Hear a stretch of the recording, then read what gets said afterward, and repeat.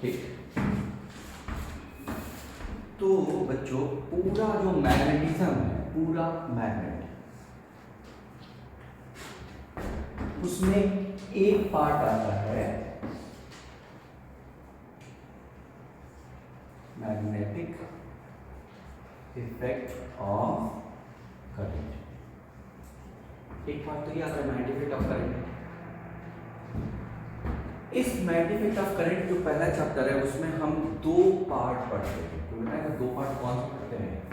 Force और field, force and field. एक पूरा फोर्स के बारे में पढ़ लेते हैं और दूसरा फील्ड के बारे में पढ़ लेते हैं। और दूसरा बड़ा पार्ट है, पूरा चैप्टर है, वो है तुम्हें पता है मैग्नेटिक मटेरियल्स, अर्थ मैग्नेटिज्म और बार मैग्नेट से जुड़े हुए, यही ना? उसको कहते हैं उसी को मैग्नेटिज्म कहते हैं। यहाँ ये तो मैग्नेटिक इफेक्ट ऑफ करंट है, अगला जो पढ़ते हैं वो किससे? Magnetic.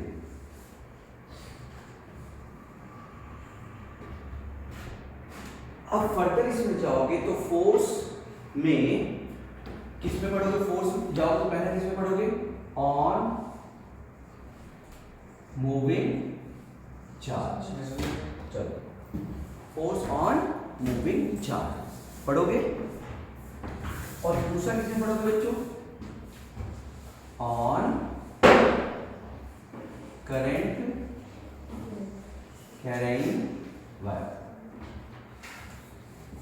Force on moving charge, दूसरा करंट कैरिंग वायर। ये दो पार्ट में फोर्स पढ़ते हैं, ठीक है। एक और पढ़ते हो तो बताएगा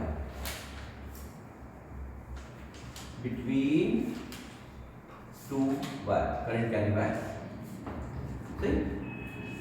और छोटा सा एक पार्ट इसके अलावा एक पढ़ते हो टॉर्क, है ना? छोटा सा पार्ट क्या पढ़ते हो? ये चीजें पढ़ते हो, फोर्स से जुड़े हुए जितने हैं, बस इतना ही। फील्ड जब पढ़ते हो बच्चों तो फील्ड में एक पढ़ते हो due to ring, current carrying wave. दूसरा पढ़ते हो due to wire, infinite wire, finite wire. और कुछ पढ़ते हो? अगर हम फील्ड में बेसिक से चले, बैट एंड सेवर्ट्स लॉ से, तो यही दो पढ़ते हैं बस। बैट एंड सेवर्ट्स लॉ से पढ़े तो यही दो पढ़ते हैं बस। सोचो पूरा चैप्टर देखोगे तो यही दिखेगा। लेकिन फिर हम फील्ड निकालने के लिए एक चीज और पढ़ते हैं। क्या पढ़ते हैं बच्चों? Ampere circuital law. जब हम एम्पियर सर्किटल लॉ पढ़ते हैं तो उसमें दो तीन चीज और आ जाता है। कौन सा? सोलेनॉइड और टॉरॉइड, या ऐसा ही कुछ और जो ऐसा ही सिमेट्रिक मैग्नेटिक फील्ड प्रोड्यूस करे, जिसमें हम बैट एंड सेवर्ट्स लॉ लगा के मैग्नेटिक फील्ड आसानी से निकालते हैं। तो वो बैट एंड सेवर्ट्स लॉ करो, एम्पियर सर्किटल लॉ। तो ये हम इसमें पढ़ते हैं, बस इतना ही है। सोच के देखो, इसके अलावा आप कुछ पढ़ते हैं? यानी चैप्टर सबसे आसान चैप्टर्स में से आता है, क्योंकि उंगलियों पे रहता है, सारे रिजल्ट उंगलियों पे है, बहुत कंफ्यूजिंग नहीं है, एकदम साफ सुथरा चैप्टर, सही। जब हम मैग्नेटिज्म की बात करते हैं तो ठीक है, उस पर आएंगे, लेकिन उसमें हम लोग फिर तीन बड़े पार्ट पढ़ते हैं। अर्थ मैग्नेटिज्म, बार मैग्नेट और उससे बढ़ने वाले जितने क्वेश्चंस हैं, और तीसरा मैग्नेटिक मटेरियल, मैग्नेटिक मटेरियल। तीन बड़े पार्ट। सोचो, ये जो मैं बोल रहा हूँ ना, अपने आप दिमाग में चैप्टर तो याद होना चाहिए, क्योंकि जब क्वेश्चन पढ़ते हैं ना तो वो क्वेश्चन किस चैप्टर का है, जब तक ये नहीं पता रहता किस टॉपिक का है, तब तक वो टॉपिक हमारे दिमाग में खुलता नहीं। तो ये पता होना चाहिए कि क्वेश्चन, जैसे मैं बोलूँ आई और एच की बात, आई की बात, इंटेंसिटी ऑफ मैग्नेटाइजेशन की, तुरंत दिमाग में आना चाहिए आई क्या है। ओके, याद आएगा? एफर्ट एंड इफेक्ट, किसी को अगर याद हो तो। मैंने कितना मैग्नेटाइज करने की कोशिश की, दैट इज एच, और उसके कारण कितना मैग्नेटाइज हो गया, दैट इज आई। तो ये सुनते ही मेरे दिमाग में वो चीज़ आ जानी चाहिए जो लैंग्वेज मैंने बोली है, या टीचर ने पढ़ाया, या तुमने जो पढ़ा है, वो लैंग्वेज आनी चाहिए, तब दिमाग में आना चाहिए कि आई क्या होता है, और उसके हिसाब से, ठीक है ना? कहने का मतलब, ये चैप्टर सुनते ही तुम्हारे दिमाग में अगर पहले से इमेज है, विश्वास करो एज ए टीचर मैं बोलता हूँ 50% प्रॉब्लम सॉल्व। उसके बाद याद आता है थोड़ा दबाव जोर देने से दिमाग में कि इसमें क्या था, आई क्या था, मैग्नेटिक मोमेंट पर वॉल्यूम, ओके ये था क्या, एच क्या था, वो भी मैग्नेटिक मोमेंट पर वॉल्यूम जो अप्लाई किया, और मैग्नेटिक मोमेंट पर वॉल्यूम जो प्रोड्यूस हुआ वो आई है और ये एच है, ऐसा यानी वो थोड़ा थोड़ा डिफरेंशिएशन फिर तब बाद में याद, ऐसा नहीं कि क्वेश्चन पढ़ते ही से सारा याद आ जाएगा, नहीं, क्वेश्चन पढ़ते ही पहले चैप्टर याद आएगा कि मैग्नेटिज्म का है, फिर याद आएगा कि मैग्नेटिक मटेरियल का है, फिर याद आएगा कि उसमें आई या एच का है, ऐसे ही याद आता है। दिमाग भी अपने सीक्वेंस से चलता है, क्योंकि वो भी तो कंप्यूटर बना होगा किस तरीके से, एक सीक्वेंस फॉलो करके बना होगा ना। दिमाग भी वही कंप्यूटर, मेमोरी स्टोर करने के लिए तो एक सीक्वेंस चाहिए ना, कहीं पे भी कुछ भी नहीं रह सकते हो, तो उसका भी एक सीक्वेंस है और उसी सीक्वेंस से जाओगे तो सही याद आएगा, नहीं तो याद नहीं है। सही, तो सिस्टमैटिक अप्रोच होना जरूरी है जिससे याद आ जाए सारी। ये है तुम्हारा जो मैं पढ़ना, ठीक। मैं फ्लो डायग्राम बना देता हूँ जिससे कि किसी को पढ़ना हो तो वो देख लेगा, इसलिए इधर भी कर देता हूँ खत्म, ठीक।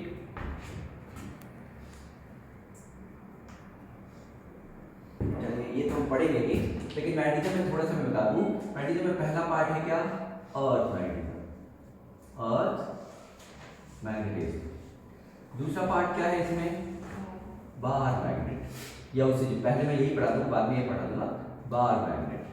तो बार मैग्नेट एक डाइपोल की तरह काम करेगा, और डाइपोल की तरह काम करेगा तो वही एक्सियल, इक्वेटोरियल, टॉर्क, एनर्जी, सब कुछ वही जो हमने डाइपोल में पढ़ा है। तो कुछ स्पेशल नहीं पढ़ाते, उसको तो मैं पढ़ाता भी नहीं, और कनेक्ट कर देता हूँ, है ना। और तीसरे नंबर में क्या आता है, ये बहुत इंपॉर्टेंट एक क्वेश्चन जरूर आता है नीट में, मैग्नेटिक मटेरियल, और पढ़ने के लिए केवल 2 क्वांटिटी है, मैग्नेटिक मटेरियल। टोटल इतनी चीजें इस चैप्टर में पढ़नी है, टोटल इतनी चीजें इस चैप्टर में। अगर मैं 10 मिनट में चैप्टर खत्म करना चाहूँ तो 10 मिनट में खत्म हो जाएगा, 1 घंटे में करना तो 1 घंटे में खत्म हो जाएगा, और महीने भर भी पढ़ते हैं इस चैप्टर को, सही। तो आप एकदम कॉन्फिडेंट होकर जितना बता रहा हूँ उसको पहले रट डाल, फिर दिमाग में विश्वास करो कि वो खुद ढूंढ ले, उसमें से खुद निकाल ले, क्योंकि तुमने पढ़ा तो है, थोड़ा भूल गया होगा, दिमाग कहीं इधर उधर हो गया होगा, तो भूल गया होगा। अब एक तरफ से मैं चलता हूँ, ठीक। Force on moving charge, simple सी बात। क्या कहता है, कौन है ये, इसको क्या नाम देते हैं हम लोग, लॉरेंज मैग्नेटिक फोर्स, ये ना, लॉरेंज मैग्नेटिक फोर्स। क्या कहता है, यूनिफॉर्म मैग्नेटिक फील्ड में अगर किसी चार्ज पार्टिकल को तुम थ्रो करते हो परपेंडिकुलर टू मैग्नेटिक फील्ड, तो एक फोर्स लगता है, कितना, F equal to Q V cross B. अब ये याद रखना है, V cross B vector form में आएगा तो इससे सॉल्व करोगे, और अगर स्केलर फॉर्म में आएगा तो F equal to Q B V sine theta आएगा, जो यहाँ पे क्या है 90, ये फोर्स है। तो इसमें 2 चीज समझने की, एक कितना फोर्स, और दूसरा ये फोर्स किधर लगेगा, यानी ये फोर्स डायरेक्शन क्या होगी। तो क्रॉस प्रोडक्ट से जो क्वांटिटी आती है वो 2 जिनका क्रॉस प्रोडक्ट लिया गया है उसके परपेंडिकुलर होती है, खत्म। ए क्रॉस बी से जो नई क्वांटिटी आएगी वो ए और बी दोनों के परपेंडिकुलर हो, समझ गए। याद कर लो, पूरी फिजिक्स की बात कर रहा हूँ, यहाँ के लिए बात नहीं कर रहा हूँ। कहीं पे भी ए क्रॉस बी से जो क्वांटिटी आएगी, ए क्रॉस बी जो नई क्वांटिटी है, ए और बी को क्रॉस प्रोडक्ट लेने से वो ए और बी दोनों के परपेंडिकुलर आएगी। और परपेंडिकुलरली देखने के लिए कैसे, ए से जो भी ए की डायरेक्शन होगी से बी की तरफ उंगलियों को मोड़ो, थंब की जो डायरेक्शन है वही ए क्रॉस बी से मिलने वाली क्वांटिटी की डायरेक्शन होगी, खत्म। तो चलो बताओ, यहाँ पे v क्रॉस बी है, v किधर है बच्चों, वेलोसिटी किधर, इधर है ना, और b किधर है, उधर है, इमेजिनरी है ना। तो v और b, v ये है और b उधर है, v से b की तरफ उंगलियों को मोड़ो, v से b की तरफ उंगलियों को मोड़ो, थंब की जो डायरेक्शन होगी वही फोर्स की डायरेक्शन होगी, सही है। तो फोर्स की डायरेक्शन किधर लगेगी, अंदर, फोर्स की डायरेक्शन किधर लग जाएगी, अंदर लगेगी कि नहीं। कब तक बच्चों, ये तो चार्ज, जब ध्यान इमेजिन करना, सब लोग सुनेंगे। तुम ऐसे जा रहे हो, किसी मैटेरियल में तुम घुस रहे हो और कोई रस्सी से इधर खींचने लगा, तो तुम ऐसे ही चले जाओगे क्या, क्या करोगे, इधर से मुड़ जाओगे ना, तुरंत ऐसे मुड़ जाओगे कि ऐसे मुड़ोगे, तुरंत नहीं मुड़ सकते, तुरंत मोड़ने के लिए इनफाइनाइट फोर्स चाहिए। कितना फोर्स चाहिए? इनफाइनाइट फोर्स नहीं लगता है। तो तुम जा रहे हो, ऐसे फोर्स लग रहा है अंदर, तो तुम मुड़ना शुरू करोगे। जब मुड़ना शुरू करो तो वेलोसिटी क्या हो जाएगी, थोड़ी सी पहले वर्टिकल थी अब इधर हो गई ना, तो अब फिर v से b की तरफ, b तो अभी भी उधर ही है, उंगलियों को मोड़ो तो अब भी फोर्स सेंटर की तरफ ही लगेगा और वो और मोड़ देगा, अब भी फोर्स सेंटर की तरफ ही लगेगा, वो और मोड़ देगा, और ये कंटिन्यूअस फोर्स की डायरेक्शन लगातार किसकी तरफ होती जाएगी? सेंटर की। तो काम खत्म। यानी कुल मिला के अब मैं कहूँगा वो याद कर लो, याद कर लो, फोर्स की डायरेक्शन हमेशा सेंटर की तरफ होगी, वेलोसिटी की डायरेक्शन ऐसी मुड़ती जाएगी कि फोर्स की डायरेक्शन हमेशा सेंटर की तरफ होगी। काम खत्म, काम खत्म। याद हुआ? इमेजिन हुआ? फोर्स लग के, ऐसा नहीं कि वो चला जा रहा है और फोर्स इधर लगा जा रहा है, नहीं, फोर्स लगने से तो मुड़ जाएगा, और फोर्स के कारण मुड़ता जाएगा चार्ज, तो हर बार फोर्स की जो डायरेक्शन है वो वेलोसिटी और मैग्नेटिक फील्ड दोनों के परपेंडिकुलर होगी। तो ये परपेंडिकुलर होगी, और जब भी वेलोसिटी के फोर्स परपेंडिकुलर लगता है तो क्या होता है बच्चों? यूनिफॉर्म सर्कुलर मोशन होता है। क्या होता है? बस याद कर लो, यूनिफॉर्म सर्कुलर मोशन की कंडीशन क्या है? Force must be perpendicular to velocity, और यहाँ पे वो लग रहा है। तो इस तरह से एक सर्कुलर मोशन करेगा और सर्किल बना के ऐसे घूमेगा, मैटी के नीचे भी होनी चाहिए ऐसे। समझ गए? तो काम खत्म हो गया एक, सही। लेकिन अगर इसी में सेकेंड केस जो होता है, तुम अगर इसको परपेंडिकुलर ना फेंक के चार पार्ट की करो, जब लास्ट में करना, पहले रुक जाओ, लास्ट में करना, परपेंडिकुलर ना हो, वैसे पहले पार्ट करो, अपलोड कर दो, तुम लोग लिख लेना आराम से, सिस्टमैटिक तरीके से जो बोल रहा हूँ उसको बस एक वर्ड याद कर लेना, बस समझ गए मैं क्या बोल रहा हूँ, बस याद कर लेना। उससे बाहर अगर कोई क्वेश्चन आएगा तो मुझे ले आके बताना, चॉकलेट ले आऊँ 5 रुपये, बस बता दे, सही बोलो, बताओ, मैं कह रहा हूँ नहीं है बाहर की चीज़, होता ही नहीं कुछ, लॉजिक वही काम करता है, 4 5 6 लाइन का काम करता है, बस तुम लोग वो याद नहीं करते ना, बहुत सारे के चक्कर में थोड़ा सा भी याद नहीं करते, पूरी बुक पढ़ने के चक्कर में थोड़ा सा जो 5 6 लाइन है वही याद नहीं करते। तो यहाँ से यहाँ पे एक लाइन, फोर्स हमेशा वेलोसिटी के परपेंडिकुलर होने के कारण सर्कुलर मोशन करेगा, खत्म। दूसरा अभी उसके लिए रिजल्ट यहाँ पे लिखते हैं, लेकिन दूसरा अगर यही जो वेलोसिटी है ये वर्टिकल परपेंडिकुलर ना होकर किसी एंगल पे हो जाए, ठीक है, एंगल से, तो इस वेलोसिटी का दो कॉम्पोनेंट हो जाएगा, v cos थीटा और v sin theta.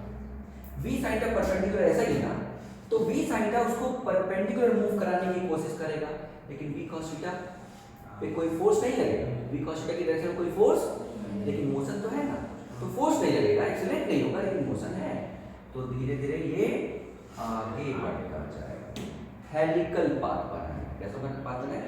Helical path. और जितना आगे जाएगा एक चक्कर में उसको पिच कहते हैं, क्या कहते हैं? पिच। बस, यानी इसमें और इसमें अंतर क्या हो गया, ये एक ही जगह पे घूमता रहेगा, ये थोड़ा आगे भी जाता रहेगा, तो ये सर्कुलर होगा और वो हेलिकल। तो आगे जाएगा तो एक जगह से चल के जब आगे जाएगा तो उसी लाइन पे दोबारा कितनी दूर बाद आएगा? पिच के बराबर। तीसरी बार भी उस लाइन पे कितनी दूर बाद आएगा? पिच के बराबर, यानी हर बार एक पिच के बराबर आगे बढ़ जाएगा, समझ गए? और रेडियस भी इसके बराबर, v वेलोसिटी फेंका ना, तो रेडियस v वेलोसिटी के बराबर कारण नहीं है, अब v sin क्या के कारण है, तो रेडियस थोड़ा कम हो जाएगा क्योंकि v sin क्या थोड़ा कम है, समझ गए? तो एक एक करके यहाँ पे बताओ क्या हुआ। यहाँ पे ये जो फोर्स है वेलोसिटी की क्या है? परपेंडिकुलर, इसलिए मोशन कैसा होगा? Circular. Motion will be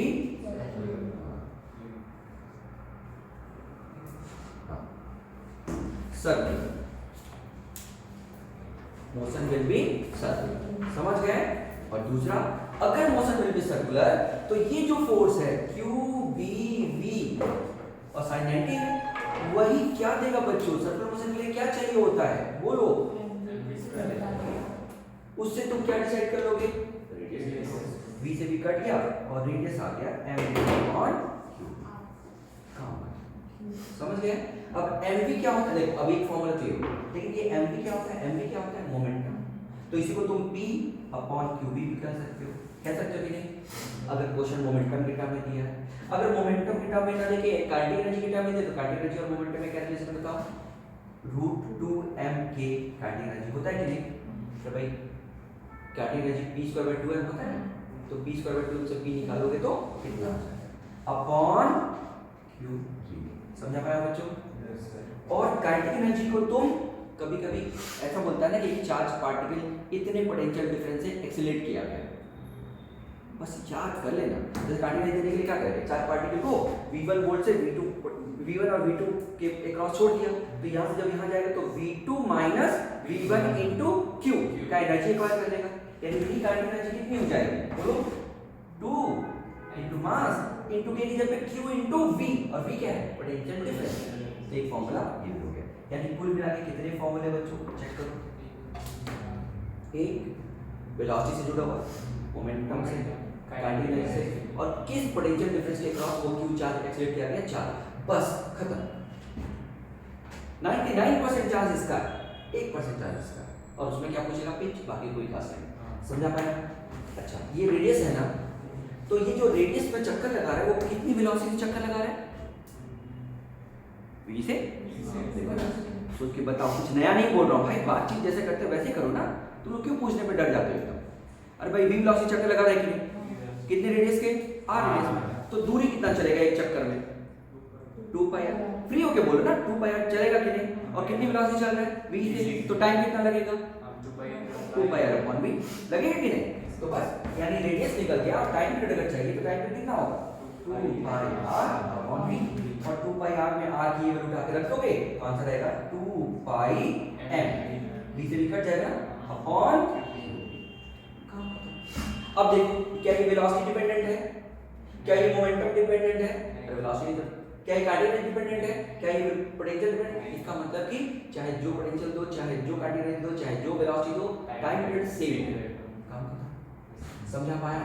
this is all about एक पार्ट, ये ऑन मूविंग ऑन ए, मतलब मूविंग चार्ज है, बस। सही ना? अब इसमें थोड़ा सा दो रिजल्ट बदल जाते हैं, बता देता हूँ, काम खत्म करते हैं, लेकिन पहले ही समझ में आ गया। अब लेकिन क्वेश्चन आएगा तो तुम देखो, अब ये क्वेश्चन है किसका?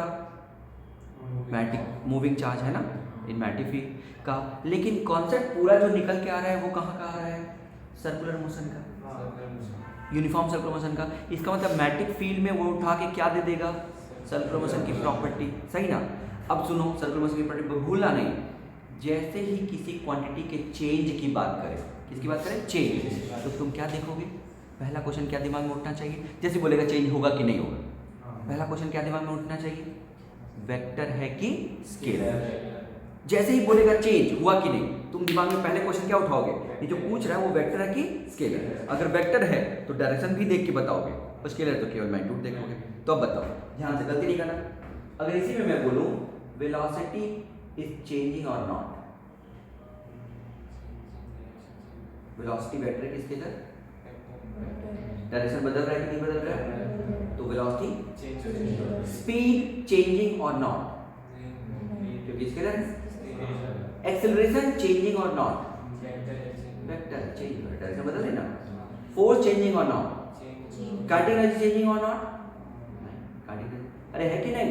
यानी scalar is not changing, uniform circular motion and vector is changing. समझा पाया हूं?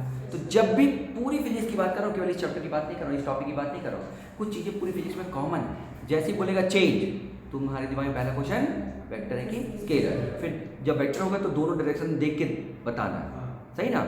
जैसे कोई पार्टिकल चक्कर लगा रहा है, m मास का कोई पार्टिकल चक्कर लगा रहा है, एंगुलर मोमेंटम किधर होता है? एंगुलर मोमेंटम किधर होता है? तो एंगुलर मोमेंटम चेंज होगा कि नहीं? यूनिफॉर्म स्पीड है तो mvr चेंज होगा क्या? नहीं। और डायरेक्शन चेंज होगा क्या? नहीं। ये डायरेक्शन नहीं है उसकी, ये डायरेक्शन, ये भी चेंज हो रही है, यानी एंगुलर मोमेंटम कांस्टेंट। सुना कि नहीं?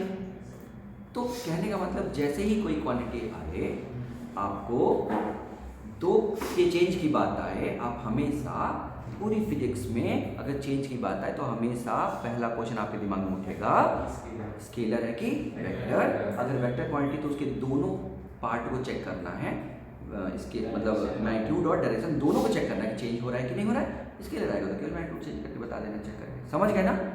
ये हो गया तुम्हारा ये पार्ट।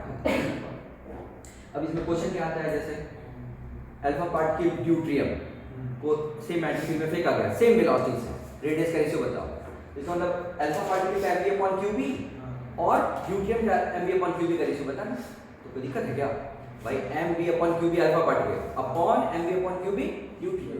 मास पता है, रेडियस वी ये सेम ही दिया होगा, कुछ तो समझ गए ना। ऐसे बोलेगा अल्फा पार्टिकल और ड्यूट्रियम का मोमेंटम सेम है तो रेडियस का रेशियो बता। तो यानी P upon MV of alpha particle over P upon MV of deuterium करके सॉल्व कर देना, मास चार्ज जो भी कर देना। समझ में ऐसे क्वेश्चन ऐसे कार्टेशियन सेम करके बोलेगा, ऐसे सेम पोटेंशियल से एक्सीलरेट किया गया तो रेडियस का रेशियो बताओ। जल्दी जल्दी बोल रहा हूँ क्या? ये कौन है बचा रहा हूँ, ये V क्या है? वॉल्यूम ना, पोटेंशियल। V क्या है? पोटेंशियल। तो मैं ऐसे क्वेश्चन करूंगा कि एक अल्फा पार्टिकल और एक ड्यूट्रियम दोनों सेम पोटेंशियल डिफरेंस से एक्सीलरेट किए गए, तो बताओ रेडियस का रेशियो। तो इसका मतलब क्या सेम हो गया? V। समझ गया? और क्या सेम हो गया? B। सेम एटीट्यूड में ना, तो अलग क्या हुआ? M Q और Q। तो इसका मतलब किसका रेशियो चाहिए? समझ गए? तो M रूट के अंदर M Q upon Q of alpha particle over M Q upon Q of deuterium, ratio निकाल लो। समझ गए कैसे सॉल्व करते हैं? ऐसा क्वेश्चन आता है। तो चलो ठीक है, क्या मैं समझा पाया बच्चों? अब इसके लिए यही सेम केस, अब इसके लिए अगर देखें सेम, तो रेडियस कितना हो जाएगा? देखो यहाँ पे M Q B V का साइन, क्योंकि इसका वेलोसिटी कौन सी हो गई? साइन, इस पे फोर्स लगेगा पक्का ना। और mv स्क्वायर बाय r में v कौन सा होगा? तो इसका मतलब यहाँ पे जो चेंज हो जाएगा, क्या मैं डिराइव करूँ या डायरेक्ट आंसर लिखूँ? डायरेक्ट आंसर लिखूँ तो हो जाएगा रेडियस हो जाएगा यहाँ पे mv sin theta on qv। क्या अंतर आ जाएगा? इस वेलोसिटी की जगह पे भी v sin थीटा और इस वेलोसिटी की जगह पे भी v sin, याद रहेगा। और जब तुम टाइम पीरियड निकालोगे इस केस में तो यही आएगा, एंगल पे डिपेंड नहीं करता टाइम पीरियड। जबरदस्त वो रिजल्ट है। क्यों? बच्चों को लगता है कि छोटा रेडियस हो गया तब तो डिपेंड करेगा ना, नहीं करेगा। ये हो गया तुम्हारा। और ये पाथ कैसा है बच्चों? हेलिकल। ये भी पूछा जाता है कि पाथ कैसा हो? Helical path. और पिच तीसरा बताओ, पिच तो कितने टाइम में एक चक्कर लगाएगा? कितने टाइम में एक चक्कर लगाएगा और कितनी वेलोसिटी से चलता चला जाएगा? v cos theta. तो किस वेलोसिटी चल रहा है? कितने टाइम तक चल रहा है? दोनों मल्टीप्लाई करके क्या आ जाएगा? पिच मतलब एक चक्कर में कितना आगे चलेगा। समझा मैं आपके बच्चों? खत्म हो गया ये तुम्हारा पहला रिजल्ट जो भी हो सकता है। क्लियर है सबको? तो काम खत्म हो गया इतने से, ठीक। ये मेरा पहला पार्ट हो गया।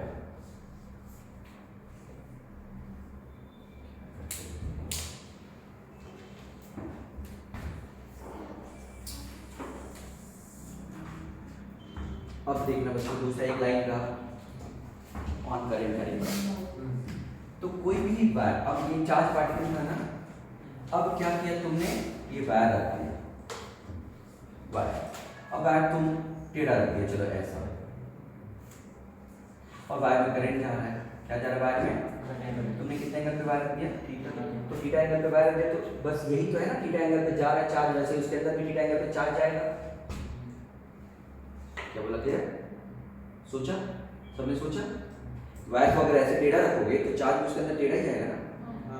वायर को सीधा रखोगे तो चार्ज भी सीधा जाएगा ना।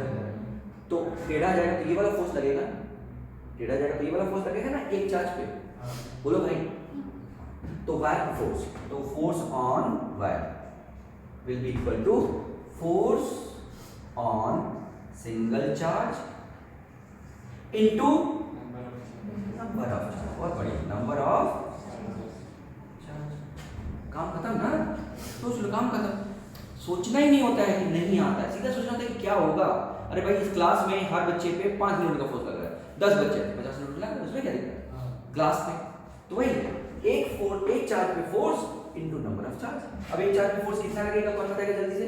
ये किस वेलोसिटी चलता है चार्ज? vt, drift velocity. कितना चलता है? तो बताओ एक फोर्स पे चार्ज बताओ, एक चार्ज पे फोर्स बताओ। यही है, कौन बताएगा? q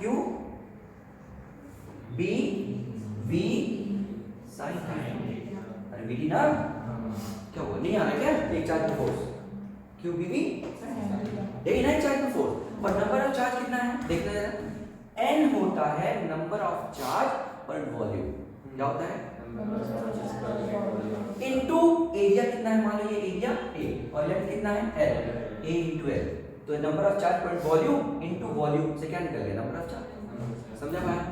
ये q की जगह पे कौन है यहाँ पे, e इलेक्ट्रॉन चल रहा है, कौन बताएगा? n e a v d क्या होता है n e a v d? i और बढ़े तो वो हो गया i, बच गया क्या l, और क्या बच गया b का i का साइन। एक लाइन का रिजल्ट है। यहाँ पे i और l मिलके एक वेक्टर क्वांटिटी बनाते हैं जिसको कहते हैं करंट एलिमेंट। क्या कहते हैं? तो इसको मैं i इंटू l वेक्टर कह देता हूं क्रॉस v। खबर तो नहीं किया? ये हमारा फोर्स लगेगा। जैसे यहाँ पे q v क्रॉस b है ना, तो बस वही v क्रॉस b की जगह i dl क्रॉस b हो गया, बस खत्म। समझा पाया क्या बच्चों? ये वेक्टर फॉर्म है i dl cross b, i into l cross b। समझा पाया? अरे बोलो, ये क्रॉस है ना, क्रॉस मतलब क्यों आया है? साइन थीटा क्रॉस का, सही ना? अब इसका मतलब समझो, इससे रिजल्ट, इससे क्वेश्चन 100% बनते हैं, समझ गए? इसका रिजल्ट है, समझ गए? ये बताओ, अगर मैं इसको ठीक से समझूं तो i इंटू l, जरा देखना बच्चों, हाँ इसको मैं ठीक से समझूं तो कोई वायर है l लेंथ का, वायर कितने लेंथ का है, उसमें करंट कितना बह रहा है i, तो i l में कोई अंतर आएगा क्या? नहीं ना। तो अगर मैं इसमें फोर्स देखूं तो फोर्स i इंटू l में तो कोई अंतर नहीं आएगा ना। लेकिन क्या ये b साइन थीटा दिख रहा है? बोलो। तो या तो ऐसा करो, b तो वही रहे और i l का साइन थीटा क्या होगा? i l का साइन थीटा देखो, कौन सा देखो, i l का साइन थीटा क्या आएगा?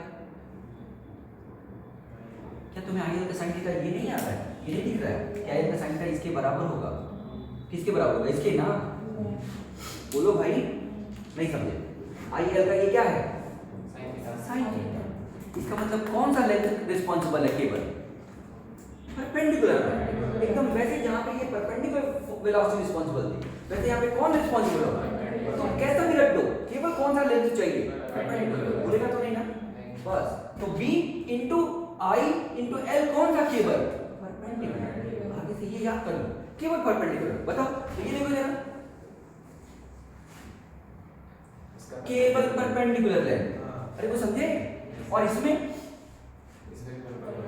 इसका परपेंडिकुलर, इसका परपेंडिकुलर, तो दोनों में इक्वल एंड अपोजिट फोर्स लगेगा। क्यों? एक में करंट ऊपर, एक में करंट नीचे। इसमें फोर्स क्या हो जाएगा? इसमें करंट क्या हो जाएगा? BIL ही रहेगा। अरे समझे? क्योंकि लेंथ तो कितना भी घूमे, हमें तो केवल परपेंडिकुलर चाहिए। और क्लोज हो जाए तो हमेशा क्या होगा? चाहे जैसे ऐसे ऐसे ऐसे, बताओ क्लोज हो जाए तो, क्योंकि इसका परपेंडिकुलर लेंथ भी उतना ही होगा, ये खुद उतना ही, और इसमें तो लगेगा ही नहीं क्योंकि लंब द एंटी फील्ड है। तो समझा पाया? कॉपी में देखना बच्चों, बुक लाया, कॉपी लाया, देखो बनाया है मैंने ढेर सारा, 3-4 एक साथ बनवाया, ठीक है? कॉपी में यही तो बनवाए ना, एक बार बस वैसे ही पढ़ लेना, ठीक है? समझ गए ये? हाँ मैं इसे ऑन करता हूँ, थोड़ा आवाज़ ये तुम लोग चाहो तो नहीं, नोट क्या करना है, नोट तो मैं इसमें लिख रहा हूँ। Force on current carrying wire, force on current carrying wire, सही? छोटे छोटे पॉइंट्स क्लियर हो गए? Yes sir. देखिए मैंने क्या कहा, जब भी क्लोज होगा, जब भी क्लोज होगा तो नेट फोर्स क्या होगा? 0, क्योंकि एक के कारण मैग्नेटिक इधर है। देखना क्या मैं कैसे बता रहा हूँ, ढेर सारी कौन है? मैग्नेटिक। वैसे फ्लेमिंग्स लेफ्ट हैंड रूल भी है, दोनों तरीके से कर सकते हैं। ये क्या है? Magnetic field. ये क्या है? करंट। ये क्या है? फोर्स। कोई चीज मैं ऐसे बता रहा हूँ, ढेर सारी कौन है? Magnetic field. दूसरा कौन है? करंट। तो तीसरा कौन है? फोर्स। समझा पाया? ये तुम राइट हैंड है ना, थोड़ा अप्लाई करना आसान हो जाता है। ढेर सारी कौन है? Magnetic field. यहाँ पे ये मैग्नेटिक फील्ड। दूसरा कौन है? करंट। तीसरा कौन है? फोर्स। समझ गए?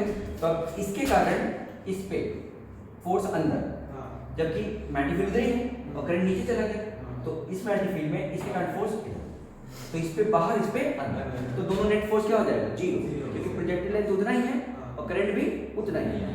समझ गए? तो नेट फोर्स क्या हो जाएगा? 0। लेकिन एक टॉर्क लगेगा, क्योंकि इस पे फोर्स उधर लग रहा है, यहाँ पे तो एक टॉर्क लगेगा ना, जो उसको घुमाने की कोशिश कर रहे हैं, वो टॉर्क हम इस पे पड़ेगा। समझ गए? लेकिन मतलब क्लोज लूप है तो टॉर्क लगेगा, लेकिन फोर्स 0। क्लियर हो बच्चों? कभी भी क्लोज लूप में फोर्स 0। काम खत्म करें? चलिए अब मैं टॉर्क यही बता देता हूँ। अच्छा बिटवीन टू वायर्स में भी चाहिए लेकिन, तो क्या मैं इसको मिटा दूँ थोड़ा सा, जैसे कि जगह, या चलो मिटा तो पड़ेगा, यहाँ गलत है। तो ये हो गया तुम्हारा ये खत्म, यहाँ पे ये खत्म हो गया, सही। अब हम बात कर रहे हैं इसका, देख लेना बच्चों, कचरा ना हो जाए, देख लेना सीक्वेंस में बिटवीन टू वायर्स। तो बच्चों वाली चीज है, वायर पे फोर्स कब लगता है? जब उसमें करंट हो और मैग्नेटिक फील्ड में रखा हो, है ना। तो अगर मैं एक वायर ये ले लूं और एक वायर ये ले लूं, तो इसमें करंट I1 कह दूं, इसमें करंट दोनों के बीच रिलेशन R कह दूं, तो ये वायर में करंट है कि नहीं, और मैग्नेटिक फील्ड में रखा है क्या? पक्का। इसकी मैग्नेटिक फील्ड, तो उसकी मैग्नेटिक फील्ड, उसके यहाँ मैग्नेटिक फील्ड इसके कारण, समझ गए ना। तो अगर मैं कहता हूँ force on two, force on wire two, तो बताओ फॉर्मूला क्या था? BIL था, BIL। तो मैग्नेटिक फील्ड किसका?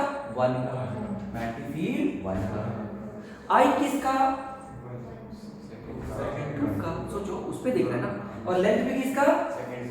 उस पे देख रहे हैं, मैग्नेटिक फील्ड इसकी है, बाकी तो उसका है। अच्छा मैग्नेटिक फील्ड ये कौन है? वायर है, वायर के कारण मैग्नेटिक फील्ड होती है 2KI/R, तो 2K, K मतलब म्यू नॉट अपॉन 4 I/R, ये मैग्नेटिक फील्ड हो गई। तो ये मैग्नेटिक फील्ड हो गई किसके कारण? 1 के कारण। I2 और L2, ये फोर्स ऑन 2 है। तो बुक में दिया रहता है force on 2 per unit length of 2। क्यों ऐसा दिया रहता है? क्योंकि ये कैसा वायर है? इनफाइनाइट। तो इनफाइनाइट वायर में फोर्स कितना हो जाएगा? इनफाइनाइट, इसलिए पर यूनिट ऑफ लेंथ वायर पूछा जाता है, फोर्स पूछा जाता है। और वो कितना हो जाएगा रटने के लिए? देखो जरा, 2 से 2 कट जाएगा, mu naught upon pi I1 I2 upon, ये हो गया force on 1 due to, force on 2 due to 1, समझ गए। और यही फोर्स सेम होगा force on 1 point of length, उतना ही होगा। क्यों? ये जितने से उसको खींचेगा वो भी उतने से ही खींचेगा, इक्वल एंड अपोजिट होता है, समझ गए। ये फोर्स आपस का है, तो जितने से मैं खींचूंगा उतने से वो भी खींचेगा। सुना कि नहीं समझे?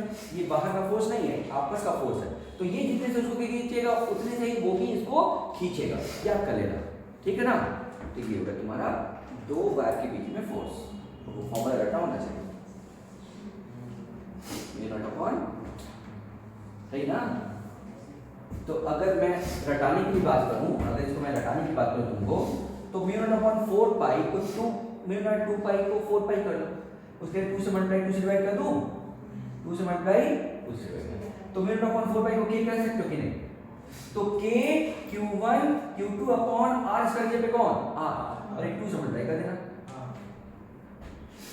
r स्क्वायर के पे कौन? r, बस।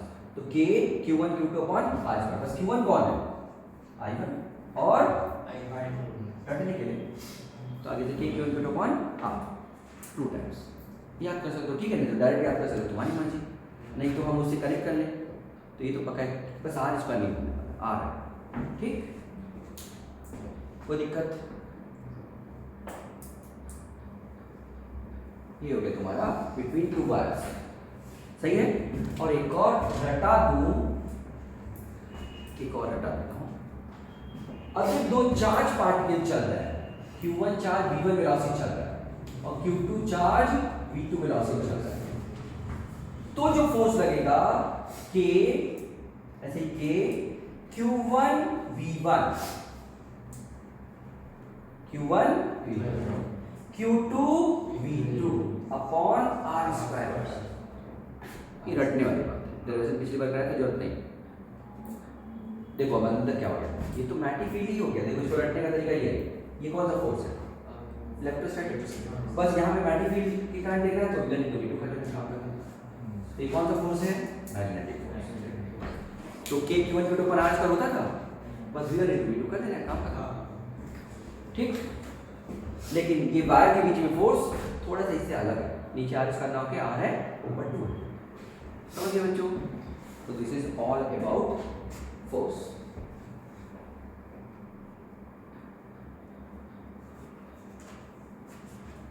इसका डेरिवेशन कोई जरूरत नहीं है मेरे ख्याल से, याद कर लेनी बात है।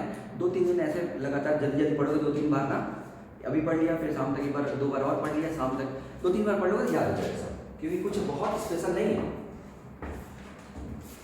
हाँ, जो कॉन्सेप्ट है वो ये फोर्स परपेंडिकुलर टू वेलोसिटी होता है, यहाँ force perpendicular to v sin theta, और दूसरा एक और वेलोसिटी होती है जो उसको आगे ले जाता है, इसलिए हेलिक्स बनता है। बस, बाकी तो कुछ खास नहीं, तो छोटे छोटे फॉर्मूले हैं, रटेगा कि नहीं?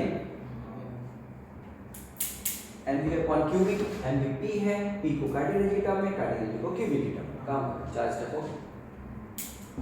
ये 4 फॉर्मूले, कभी पोटेंशियल देके पूछ लेता है रेडियस का रेशियो, कभी कार्डिनल देके पूछ लेता है कि दोनों दो चार्ज है उनकी कार्डिनल सेम है तो रेडियस का रेशियो बताओ, कभी मोमेंटम इक्वल है, कभी वेलोसिटी इक्वल देके पूछता है। टाइम पीरियड चाहे जो दे, सबका एक ही रेशियो रहेगा, वेलोसिटी कार्डिनल पोटेंशियल पर डिपेंड नहीं करता, यही है। यहाँ पे पिच समझ में आ ही रहा है। सेम वही QBV था, बस QBV into number of charge से मल्टीप्लाई करना है तो बन गया ILB या BIL sin थीटा। और यहाँ से एक सबसे इंपॉर्टेंट था कि परपेंडिकुलर वाले पे लगता है बस, यानी कि उसका परपेंडिकुलर का मतलब ये हो गया कि जैसे टॉर्च मारने में जो इमेज बनेगी दैट इज प्रोजेक्शन, जैसे टॉर्च मारने में जो इमेज बनेगी वो क्या कहलाती है? प्रोजेक्शन। अब लास्ट है टॉर्क, वो भी खत्म कर लेते हैं, तो उसके बाद उसको मिटा देते हैं, फिर वो शुरू करेंगे टॉर्क की बात करेंगे। तो टॉर्क में यहाँ पे टॉर्क की बात करते हैं। मैंने अभी बताया इसमें कि जब फोर्स जो लग रहा है, यहाँ पे जो फोर्स लग रहा है वो अंदर की तरफ लग रहा है कि नहीं, और यहाँ पे जो फोर्स लग रहा है वो बाहर की तरफ लग रहा है। तो दो फोर्स, उनके बीच का परपेंडिकुलर डिस्टेंस, फोर्स और उसके बीच का तुम निकालोगे तो टॉर्क हो जाता है फोर्स इनटू परपेंडिकुलर डिस्टेंस, है कि नहीं? और फोर्स तो BIL था, फोर्स कितना था? और परपेंडिकुलर जो डिस्टेंस होगा, जो दोनों के बीच में फोर्स है L लेंथ का है, मान लो रेक्टेंगल ले लेते हैं, रेक्टेंगुलर, तो फोर्स जिस पे लग रहा है वो कौन है? L लेंथ का, लेकिन ये डिस्टेंस कितनी है? B, लेकिन ये घुमा हुआ है, क्या है? तो L का sin थीटा हो जाएगा उसके परपेंडिकुलर डिस्टेंस, आराम से। लूप है, इस पे फोर्स BIL आगे की तरफ लग रहा है, इस पे फोर्स BIL पीछे की तरफ लग रहा है, तो ये घूम गया। और ये दोनों को कनेक्ट करने वाला ये दूसरा साइड है वो कितने लेंथ का है? B का, तो परपेंडिकुलर डिस्टेंस B का sin थीटा हो जाएगा। B का क्या हो जाएगा? तो BIL इनटू B का, देखो यहाँ पे डिराइव नहीं करा सकता ना, पूरा टाइम निकल जाएगा, तो तुम थोड़ा सा जो पढ़े हो उसको मैं कनेक्ट कर देता हूँ। तो रिंग है, अरे ऐसे लूप है, ये लेंथ L है, ये लेंथ L है, और ये साइड कितना है? B। जब तुमने इसको घुमा दिया यानी ये थोड़ा घूम गया, तो दोनों फोर्स के बीच की जो परपेंडिकुलर डिस्टेंस B नहीं हुई, B का क्या हो गई? sin theta. समझा पाया? B sin थीटा, काम खत्म। लेकिन ये L इनटू B क्या है बच्चों? एरिया, तो BIA sin थीटा। अगर नंबर ऑफ टर्न n है तो नंबर ऑफ टर्न n है, if n is number of turn, तब यही टॉर्क हो जाएगा बिना sin थीटा। समझा पाया? बिना sin थीटा, बिना sin थीटा। तो कैसे किया एक बार सोच लो फिर से वापस। रिंग ये रेक्टेंगुलर लूप है, ये लेंथ L है, ये भी L है, तो BIL सही है। दोनों के बीच का डिस्टेंस कितना है? B का sin थीटा, परपेंडिकुलर डिस्टेंस है ना, जो घूम गया, तो हमें B नहीं चाहिए, B का sin थीटा चाहिए, दोनों फोर्स के बीच का डिस्टेंस, बस याद रहेगा। और ये थीटा किसके बीच का एंगल है पता है? एरिया वेक्टर और मैग्नीफिक के बीच का एंगल, याद रखना, ये गलत होता है। किसके बीच का एंगल है? जैसे ये है, ये एरिया वेक्टर सरफेस के परपेंडिकुलर होता है, और मैग्नीफिक, तो अगर मैं ऐसे घुमा दूं तो एरिया और मैग्नीफिक के बीच का एंगल, तो theta is angle between area vector and, theta is angle between area vector and magnific. ध्यान रखना बच्चे कभी कभी एरिया और मैग्नीफिक में लेते हैं। एरिया मतलब सरफेस एरिया, और मैग्नीफिक में नहीं है एंगल, एरिया वेक्टर और मैग्नीफिक के बीच का एंगल, मैग्नीफिक ये और एरिया वेक्टर, मान लो ये घुमा के तुमने थोड़ा ऐसा कर दिया, तो एरिया वेक्टर और मैग्नीफिक के बीच का एंगल याद रहेगा, एरिया वेक्टर और मैग्नीफिक के बीच का एंगल। समझ गए टॉर्क? अब ये देखो शेप पे डिपेंड नहीं करता, कहीं शेप की बात आई नहीं करता, चाहे रेक्टेंगुलर हो, चाहे सर्कुलर हो, चाहे जिस शेप का हो, एरिया पे डिपेंड करता है, शेप पे डिपेंड नहीं करता। समझ गए? तो this is all about what, ठीक है। तो ये आधा चैप्टर हमारा कंप्लीट है। फटाफट फटाफट तुम क्वेश्चन कर लेना साथ साथ, समझ गया? नहीं आया पूछ लेना, तुरंत खत्म करें। जो नहीं आता है पूछो, काम खत्म करो, कल के लिए नहीं छोड़ना।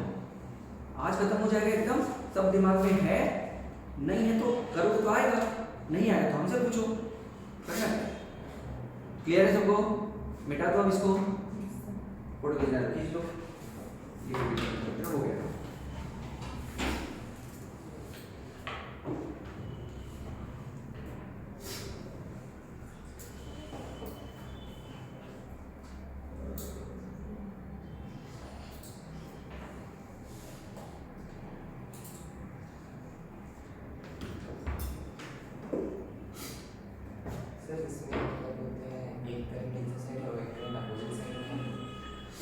तो अट्रैक्शन देखो, ये अभी सेम डायरेक्शन में है, इधर देखो सेम डायरेक्शन में तो अट्रैक्शन होगा। क्यों? इसके कारण मैग्नेटिक, देखो सर, इसके कारण यहाँ पे मैग्नेटिक अंदर होगी, मैग्नेटिक अंदर होगी ना, और मैग्नेटिक अंदर और चार पार्टिकल करंट ऊपर जा रहा है तो इधर होगी ना, तो अट्रैक्ट होगा। अभी यही करंट डायरेक्शन नीचे कर दोगे तो उसके कारण मैग्नेटिक बाहर की तरफ आ जाएगी। कहाँ की तरफ आ जाएगी? और मैग्नेटिक बाहर होगा और चार्ज करंट ऊपर जा रहा है तो रिपल्सन होगा। यानी पैरेलल वायर में अगर सेम डायरेक्शन में करंट बह रही है तो अट्रैक्शन, उल्टी डायरेक्शन में करंट बह रही है तो रिपल्सन। समझ गए?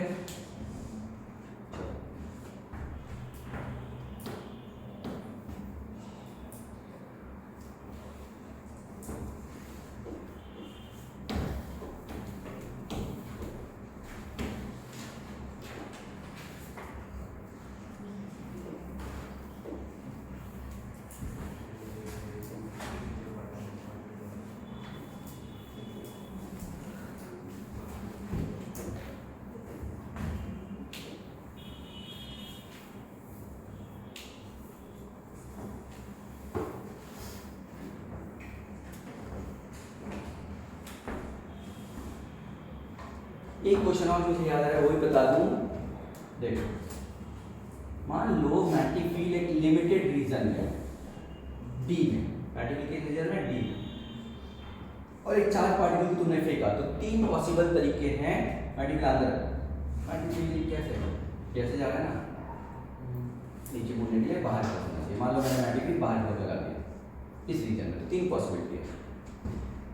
ये अंदर से ही घूम के वापस आ जाए, दूसरा ये घूम के जस्ट लाइन पे चला जाएगा और उसके बाद फोर्स लगना बंद हो जाएगा क्योंकि बाहर निकल गया, ठीक है। और तीसरा ये ऐसे जाएगा और यहाँ से बाहर निकल जाएगा। तो तीन क्वेश्चन बनते हैं। तो ये क्या है? ये सेट मैंने कहा था फोर्स, ये देखो मैग्नेटिक की तरह बाहर और चार पार्टिकल इधर जा रहा है तो फोर्स नीचे लगेगा। ध्यान सुनो, जिधर फोर्स लगेगा वहीं कहीं सेंटर मान लो, हमेशा मानते ही सर्कुलर पाथ आपको मिल जाए, याद आएगा? कैसे फोर्स दिखा? मैग्नेटिक की तरह बाहर, मैं बार बार ये यूज कर रहा हूं, समझ में आ रहा है ना? ये फ्लैग ये यूज करो, ये मैग्नेटिक है और ये करंट की डायरेक्शन है, तो ये किसकी डायरेक्शन होगी? उसी चीज को मैं ढेर सारी कौन है मैग्नेटिक, ये फोर्स है, अरे मतलब चार पार्टिकल, सही ना? जो तुम्हें अच्छा लगे बिल्कुल, left hand rule right hand, okay. तो जहां फोर्स लगेगा उधर कहीं सेंटर मान लो, दिमाग में रख लो, सेंटर मान लो, और सेंटर मानते ही एक ऐसे लगो, दिमाग में रखो जैसे धागा बन गया। अब धागा बनेगा तो इतने चार पार्टिकल घूम के आएगा ना वापस, समझ गए? तो कितना घूम गया, डेविएशन कितना हो गया? डेविएशन 180, अपने रास्ते पूरा घूम गया तो कितना डेविएशन हो गया भाई? यहाँ पे डेविएशन कितना हो गया? 90। अपने रास्ते से कितना घूम गया भाई? 90 ना। तो यहाँ पे डेविएशन कितना हो गया? तो बताओ 180 घूमने के लिए क्या जरूरी है? d must be greater than radius, है कि नहीं? रेडियस से बड़ा होना चाहिए ना d, बोलो। और ये बराबर होना चाहिए d के, समझ गए? और यहाँ पे रेडियस नहीं और बड़ा होना, तो यहाँ पे d लेस देन r, समझ गए? ऐसे केस में यहाँ पे परपेंडिकुलर खींचोगे तो सेंटर से जाएगा क्योंकि फोर्स है वो, और यहाँ पे भी तो सेंटर से जाएगा क्योंकि हर जगह फोर्स तो लग ही रहा है ना। और मैंने बताया तो फोर्स हमेशा सेंटर की तरफ लगता है, बताया था मैंने। तो अब बताओ ये कितना है? d, और ये कितना है? r, समझिए। अब बताओ ये कितना घूमा? थीटा, और ये थीटा, तो ये भी थीटा होगा बच्चों। कैसे? पहले ऐसे जा रहा था, मतलब ऐसे जा रहा था ना पहले, दिख रहा है? तो जितना ये घूमा उतना ही तो रेडियस भी घूमा ना। ये देखो, तो जितना ये घूमेगा उतना ये भी घूमेगा। समझा पाया? तो डेविएशन अगर यहाँ पे चाहिए, डेविएशन जिसको थीटा मान लें, तो डेविएशन कितना होगा? साइन थीटा या sine of deviation equal to perpendicular upon hypotenuse. समझ गए? डी दिया होगा, आर तुम निकाल लोगे, उससे क्या निकल जाएगा? डेविएशन। समझा पाया होगा बच्चों? तो ये डेविएशन कब है? जब D is less than R. D मतलब जिस रीजन में मैग्नेटिक फील्ड है वो रेडियस से कम है, तो बीच में ही डेविएट हो जाता है। तो 180 डेविएशन के लिए बड़ा होना चाहिए, बराबर होना चाहिए, 90 के लिए कम होना चाहिए। तो ये भी एक क्वेश्चन बनता है, तो केवल थ्योरेटिकल क्वेश्चन बनेगा मोस्ट प्रोबेबली। इतना शायद ना जरूरत पड़े, केवल थ्योरेटिकल बनेगा तो बनेगा। समझ गए? तो ये एक छोटा सा फोटो खींचना चाहो तो खींच लो, ये भी एक अच्छा है, डेविएशन से जुड़ा हुआ।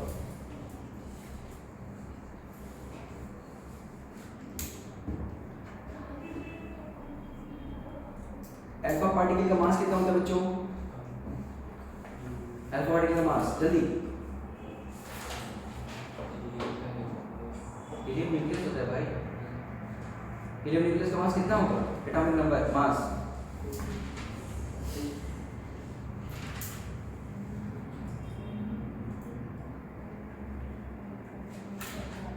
हीलियम न्यूक्लियस का कोई एटॉमिक नंबर बताएगा, एटॉमिक मास बताएगा? एटॉमिक नंबर 2 होता है ना हाइड्रोजन के लिए, तो मास पूछो ना।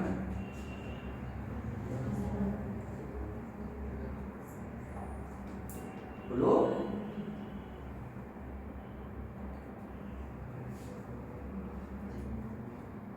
पीरियोडिक टेबल में दूसरे एलिमेंट का मास नहीं पता तुम लोग?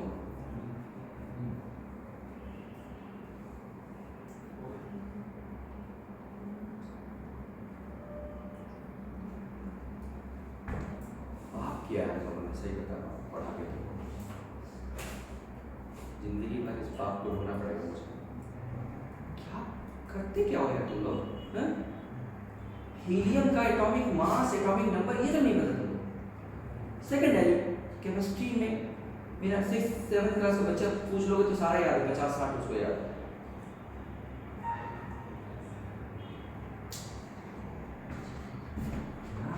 तो फिर क्या है, रेडियस का रेशियो आएगा तो तुम क्या मास लिखोगे उसमें और क्या आंसर निकालोगे?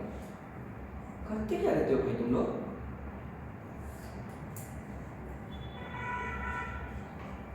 अब ये भी पढ़ाना चाहिए क्या? हीलियम का एटॉमिक मास पढ़ाना है क्या?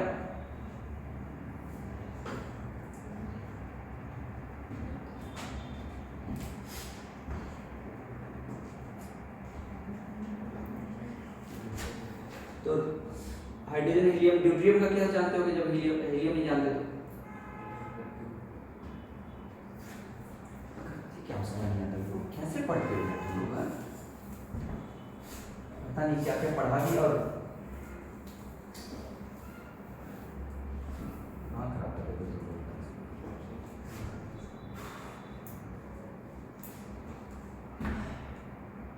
Field,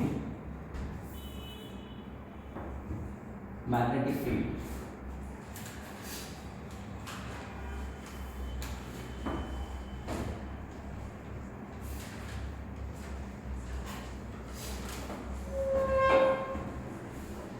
due to ring, due to wire. Ring में हम पढ़ते हैं तो सेंटर पे और एक्सिस पे दो रिजल्ट याद करते हैं। सेंटर पे मैग्नेटिक फील्ड होती है म्यू नॉट आई अपॉन 2r, मिरर करने की जरूरत नहीं है। और डायरेक्शन क्या होगी? जैसे ये रिंग है, अगर इसमें करंट ऐसे बह रहा है तो इस करंट का देखना कैसे, इस करंट का जहां देखना है, सेंटर पे देखना है, इस करंट का सेंटर पे मैग्नेटिक फील्ड इधर होगी। इस करंट के कारण, जैसे एक लाइन याद कर लो, इस करंट के कारण उस जगह पे मैग्नेटिक फील्ड इधर होगी, यानी बाहर की तरफ, ये डायरेक्शन। इस करंट के कारण इस जगह पे मैग्नेटिक फील्ड बाहर होगी, लेकिन इसी करंट के कारण बाहर अगर देखोगे तो इस करंट के कारण यहाँ की तरफ मैग्नेटिक अंदर हो गई, तो ये सब इसके कारण इधर। जब हम एक्सिस पे देखते हैं तो यही फॉर्मूला म्यू नॉट आई अपॉन 2, बस r की जगह पे क्या हो जाता है, अगर इट इज r और डिस्टेंस x पे देखना है तो r square plus x square की पावर 3/3 और ऊपर r स्क्वायर और आ जाता है। क्यों? क्योंकि नीचे केवल एक डायमेंशन r चाहिए। डायमेंशन से कई बार क्वेश्चन हो जाते हैं, डायमेंशन से क्वेश्चन बहुत होते हैं। अगर तुम्हारे वो क्वेश्चन में जो सुन लेना, अगर तुम्हारे पेपर में कोई ऐसा क्वेश्चन है जिसमें 4 फॉर्मूले लिखे हुए हैं कि इसका आंसर ये होगा कि ये होगा कि ये होगा कि ये होगा, तो चारों का डायमेंशन चेक करके तुम आंसर दे सकते हो। जैसे म्यू नॉट आई, यहाँ पे म्यू नॉट आई है, नीचे 2 है, 2 है, खत्म करो। अब जो 1 इसका डायमेंशन 1/r होना चाहिए, तभी तो इसके बराबर होगा। और मैट्रिक बदल नहीं सकती उसकी, मैट्रिक का डायमेंशन सेम होगा, तो ये 1/r, तो यहाँ पे भी 1/r होना चाहिए। अब बताओ r स्क्वायर x स्क्वायर 2 से कट के क्या हो जाएगा, सिंगल पार, होल क्यूब हो जाएगा नीचे, और ऊपर कौन है स्क्वायर, तो कट के एक पार बचेगा ना, सही है डायमेंशनल। समझ गए कैसे याद हुआ? देखो जैसे r square x square whole square है ना, तो केवल सॉल्व नहीं करो, केवल दिमाग में डायमेंशन रखो। तो ये लेंथ का स्क्वायर है कि नहीं, और लेंथ का स्क्वायर 3/2 है, तो स्क्वायर का 2 से कट के क्या आ जाएगा 1, और क्यूब करने से क्या आएगा 3। तो नीचे कितना आया डायमेंशन इसका 3, ऊपर कितना है 2, तो 2 और नीचे 3, 1/r बचा ना, सही है ना डायमेंशन। तो ऐसे भी चेक कर सकते हो, कभी लिखते समय कंफ्यूजन हो रहा है कि ऊपर r स्क्वायर आएगा कि r, तो डायमेंशन से चेक कर सकते हो। अगर किसी को याद है कि नीचे तो 3/2 था, तो ऊपर आएगा कि r आएगा कि r स्क्वायर, तो डायमेंशन से चेक करके कर सकते हो। तुम्हारे हर पेपर में 5 क्वेश्चन डायमेंशन होते हैं, कुछ ना जानते हो तभी भी 5 क्वेश्चन डायमेंशन होते हैं। हर पेपर में 5 क्वेश्चन डायमेंशन से होते हैं, सुन लेना, समझ गए? किसी भी तुम्हारे पेपर में, नीट के पेपर में, हर पेपर में 5 क्वेश्चन डायमेंशन से कम हो जाएंगे, कम से कम, ज़्यादा भी हो सकते हैं। पेपर बनाने वाले अगर ध्यान नहीं देंगे ज़्यादा भी हो जाएगा। AIEEE 2007 के पेपर में 8 क्वेश्चन डायमेंशन हो रहे थे। AIEEE जिसने पेपर बनाया वो ध्यान नहीं दिया होगा, डायमेंशन से भी हो सकता है। उस 8 क्वेश्चन 50 आता था उसमें, तो 50 में से 8 क्वेश्चन केवल डायमेंशन हो रहे थे। सोचना ही नहीं था कुछ, हमें नहीं सोचना था कि क्या आंसर है, सीधा डायमेंशन जिसका करेक्ट वही आंसर था। समझ गए? तो गलती से कभी हो जाता है। तो पेपर में जब भी फॉर्मूला आता है, फॉर्मूला डायमेंशन चेक करके जल्दी से आंसर बताओ। जैसे मैं कहता हूँ टाइम पीरियड निकालना, तो 2πm/qb, लेकिन देने वाला क्या करेगा ऑप्शन 2πq/mb, तो इसका डायमेंशन टाइम पीरियड नहीं है, इसका आएगा 2πm/qb, मतलब 2πd/mb, mq कुछ दे देगा, तो जिसका डायमेंशन टाइम पीरियड के बराबर वही होगा, बाकी तो नहीं होगा। तो डायमेंशन से चेक करके आंसर निकाल सकते हो।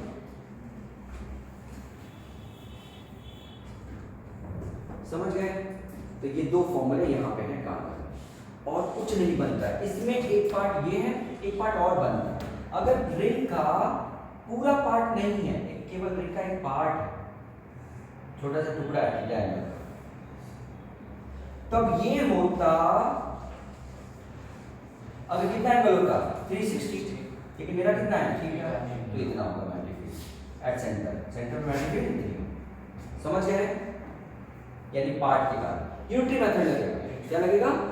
क्यों? देखो इसके कारण यहाँ, इसके कारण यहाँ, इसके कारण यहाँ पे है कि नहीं, सब जुड़ रहा है ना। तो कोई पार्ट निकाल दो उतना कम हो जाएगा, कुछ लगा दो उतना बढ़ जाएगा, नंबर ऑफ टर्म बढ़ा दो, डबल कर दो तो इनटू n हो जाएगा, 2 हो जाएगा, 3 टर्म कर दो तो इनटू 3 हो जाएगा। समझ गए ना? तो यानी सीधा थीटा ऐसे। तो ये 2 फॉर्मूला बस, काम खत्म, और कुछ नहीं होता इसमें, और इसमें कुछ नहीं होगा। समझ गए? लेकिन ये मैग्नीट्यूड कहाँ है? इसके बहुत पास, दूर नहीं है, यहीं पे बस। ये मैग्नीट्यूड कहाँ पे है? सेंटर पे। कहाँ पे है? सेंटर पे मैग्नीट्यूड, इसके साइड में नहीं है, यहाँ पे सेंटर पे, यहाँ पे नहीं है, सेंटर पे। ऐसे ये मैग्नीट्यूड इसके यहाँ पे एक्सिस पे, एक्सिस से दूर जाने पे नहीं, याद रहेगा, ड्यू टू रिंग। चलो due to Y, due to Y,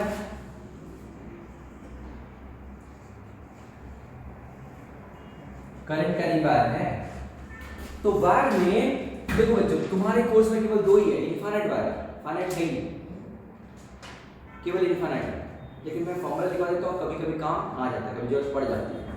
तो बुक में तो नहीं दिया है, इनफाइनाइट बार का डेफिनेशन नहीं किया है, अरे फाइनाइट बार का, इनफाइनाइट बार का किया है। तो देखो पहले फाइनाइट बार कर लेते हैं। तो कोई भी सबसे पहला काम ये डिस्टेंस लेते हैं, कोई ये वाली सारी डिस्टेंस नहीं लेते, हमेशा वायर से परपेंडिकुलर डिस्टेंस लेते हैं। फिर एक तरफ का एंगल अल्फा, दूसरी तरफ का एंगल बीटा। कभी कभी ये एंगल दे देता है, तो ये एंगल छोड़ के ये वाला निकालना है तुम्हें। फॉर्मूला इस एंगल के लिए बताया मैंने, ये वाला एंगल के लिए नहीं, समझ गए? और फॉर्मूला आता है के I by R sine alpha plus sine beta plus sine alpha, ये होता है मैग्नेटिक फील्ड। खत्म। और ये मैग्नेटिक फील्ड किधर होगी? वायर अगर ऐसा है करंट तो मैग्नेटिक फील्ड किधर होगी? अंदर। इलेक्ट्रिक फील्ड ऐसे होती है, इसी का इलेक्ट्रिक फील्ड ऐसे होती है, लेकिन मैग्नेटिक फील्ड अंदर होती है। दोनों में अंतर देखो, अगर ये चार्ज पार्टिकल होता तो इलेक्ट्रिक फील्ड ऐसे ऐसे ऐसे ऐसे हर तरफ होती, लेकिन मैग्नेटिक फील्ड किधर होती है केवल? समझ गए? तो ये एक हो गया। अब ये भी इनफाइनाइट वायर, ये फाइनाइट वायर हो गया। अगर यही इनफाइनाइट वायर हो जाए, इनफाइनाइट वायर, तो इसमें दो केस बनेगा। इनफाइनाइट वायर में पॉइंट बीच में कहीं हो और इनफाइनाइट वायर में पॉइंट एक एंड पे हो। ये फाइनाइट वायर तो इनफाइनाइट ही है, वायर क्या है? इनफाइनाइट। लेकिन यहाँ पे इनफाइनाइट के बीच में है पॉइंट और यहाँ पे इनफाइनाइट के एंड पे है पॉइंट। तो इस कंडीशन में अल्फा और बीटा दोनों 90 हो जाएगा, ये भी 90 और ये भी 90। तब ये 90 sin 90 प्लस sin 90 क्या हो जाता है? 1 + 1 2। तब मैग्नीट्यूड हो जाएगी सीधा 2ki/r, और k क्या है? μ0/4। तो 2k λ/r होता है इलेक्ट्रिक फील्ड, 2k λ/r, यहाँ पे 2ki/r, i की जगह पे बस लैम्डा की जगह i रख देना, i की जगह पे लैम्डा, i की जगह पे लैम्डा, खत्म करो। और इसमें क्या आएगा? साइन अल्फा 0 हो जाएगा और साइन बीटा 90। तब क्या होगा यहाँ पे? इसको सेमी इनफाइनाइट कहते हैं, सेमी इनफाइनाइट। और ये क्या रहता है? इनफाइनाइट वायर, इनफाइनाइट वायर है कि नहीं? सेमी मतलब एक तरफ एंड, तो ये हो जाएगा 2 हट जाएगा ki/r। समझ गए? दो हो गया ये पॉइंट पर। तीसरा हो गया, तीसरा, ये पहला हो गया, दूसरा हो गया, ये तीसरा। देखो on the line of wire, on the line of wire हमेशा मैग्नेटिक फील्ड क्या होती है? 0, क्योंकि on the line of wire Biot Savart law से B ideal cross R, B जो होता है आइडियल क्रॉस R होता है ना, क्रॉस प्रोडक्ट 0 आ जाता है, आइडियल क्रॉस R। अगर एक ही लाइन पे है तो आइडियल क्रॉस R क्या हो जाएगा? 0। समझ गए? क्योंकि क्रॉस प्रोडक्ट में थीटा या तो 0 हो गया, 90 दोनों केस में साइन 0 साइन 90 दोनों 0 हो गया। पक्का? तो यहाँ पे क्यों 0 होगा? क्योंकि आइडियल क्रॉस R 0 हो जाएगा, याद रहेगा? इसलिए मैग्नेटिक हमेशा 0 होगा। समझ गए? कोई दिक्कत? एक छोटी चीज अपनी तरफ से मैं बताना चाहता हूँ। देखो बच्चों, अगर ये वायर है और यहाँ पे मैग्नेटिक फील्ड पूरे कार्ड तुम्हें पता है, इसके पूरे कार्ड मैग्नेटिक फील्ड कितना है? V1, और ये पार्ट उसको निकाल दिया, ये पार्ट रिमूव कर दिया, उसका मैग्नेटिक फील्ड कितना है? V2।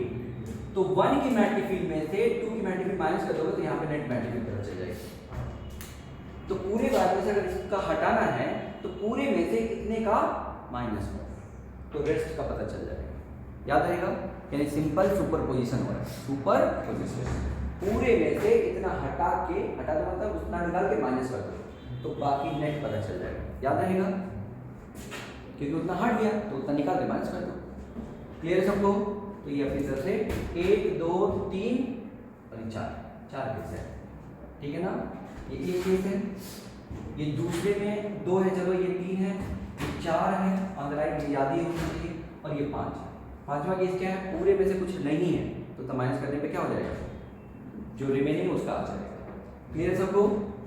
तो ये this is all about magnetic field due to, बस इसके अलावा कुछ भी नहीं। तो कितने फॉर्मूले बचे? एक फॉर्मूला, ये देखो, इसी से तो ये आ जाएगा, x को 0 कर दो, ये आ जाएगा, x को 0 कर दो, सेंटर आ जाएगा, ये आ जाएगा। एक फॉर्मूला इधर और एक फॉर्मूला इधर, इसी सारा लिख रहा है, यानी पूरी मैग्नेटिक फील्ड केवल 2 लाइन पे खत्म होती है, केवल 2 लाइन। रिंग के कारण एक जनरल फॉर्मूला रट डालो, उसमें x 0 कर दो तो आ जाएगा, और वायर के कारण एक जनरल फॉर्मूला रट डालो, अल्फा बीटा की वैल्यू रख के आ जाएगा, काम खत्म। समझ गए? बस कितना आसान है मैट्रिक, 2 ही लाइन, 2 लाइन, 2 रिजल्ट। बस डायरेक्शन पे ध्यान देना। डायरेक्शन कैसे बोला मैंने? इसके कारण जिधर देखना है, अब इधर देखना तो ये नहीं कि इसके कारण उधर ऐसे किए जा रहे हैं, उस साइड चाहिए बस, इसके कारण उस साइड अंदर खत्म। ये उस पॉइंट को टेंड नहीं करना चाहिए, उस साइड को टेंड करना चाहिए, तो इसके कारण उस साइड मैट्रिक अंदर काम कर। समझ गए? तो अब इसके ढेर सारे क्वेश्चन बनते हैं, तुम जानते हो, है ना? एक बार कॉपी देख लेना, बता दिया। तुम लोग कोई भी बुक उठा के एक बार क्वेश्चंस कर लेना, नहीं आता है फोटो खींच के भेजना है ग्रुप, या शाम तक मैं हूँ तो पूछना है। समझ गए? खत्म करोगे तभी होगा। अब छोड़ के जाके बैठ जाओगे, कुछ और पढ़ने लगे, सब गलत है। अभी पढ़ लिया, अभी खत्म करना है, जितना आना होगा अभी आएगा, नहीं आना होगा काम खत्म हो जाएगा। तो अभी आज ही खत्म करके क्वेश्चन पूछ के खत्म करें। चलो हटाएंगे, खत्म करें। तो ये हो गया मैट्रिक फी। ठीक, बेटा दू देख लो, फोटो खींच लो, 5-10 मिनट का गैप दो क्या, क्योंकि बहुत बोलना पड़ रहा है। 5 मिनट का गैप, ओके? फिर शुरू करते हैं।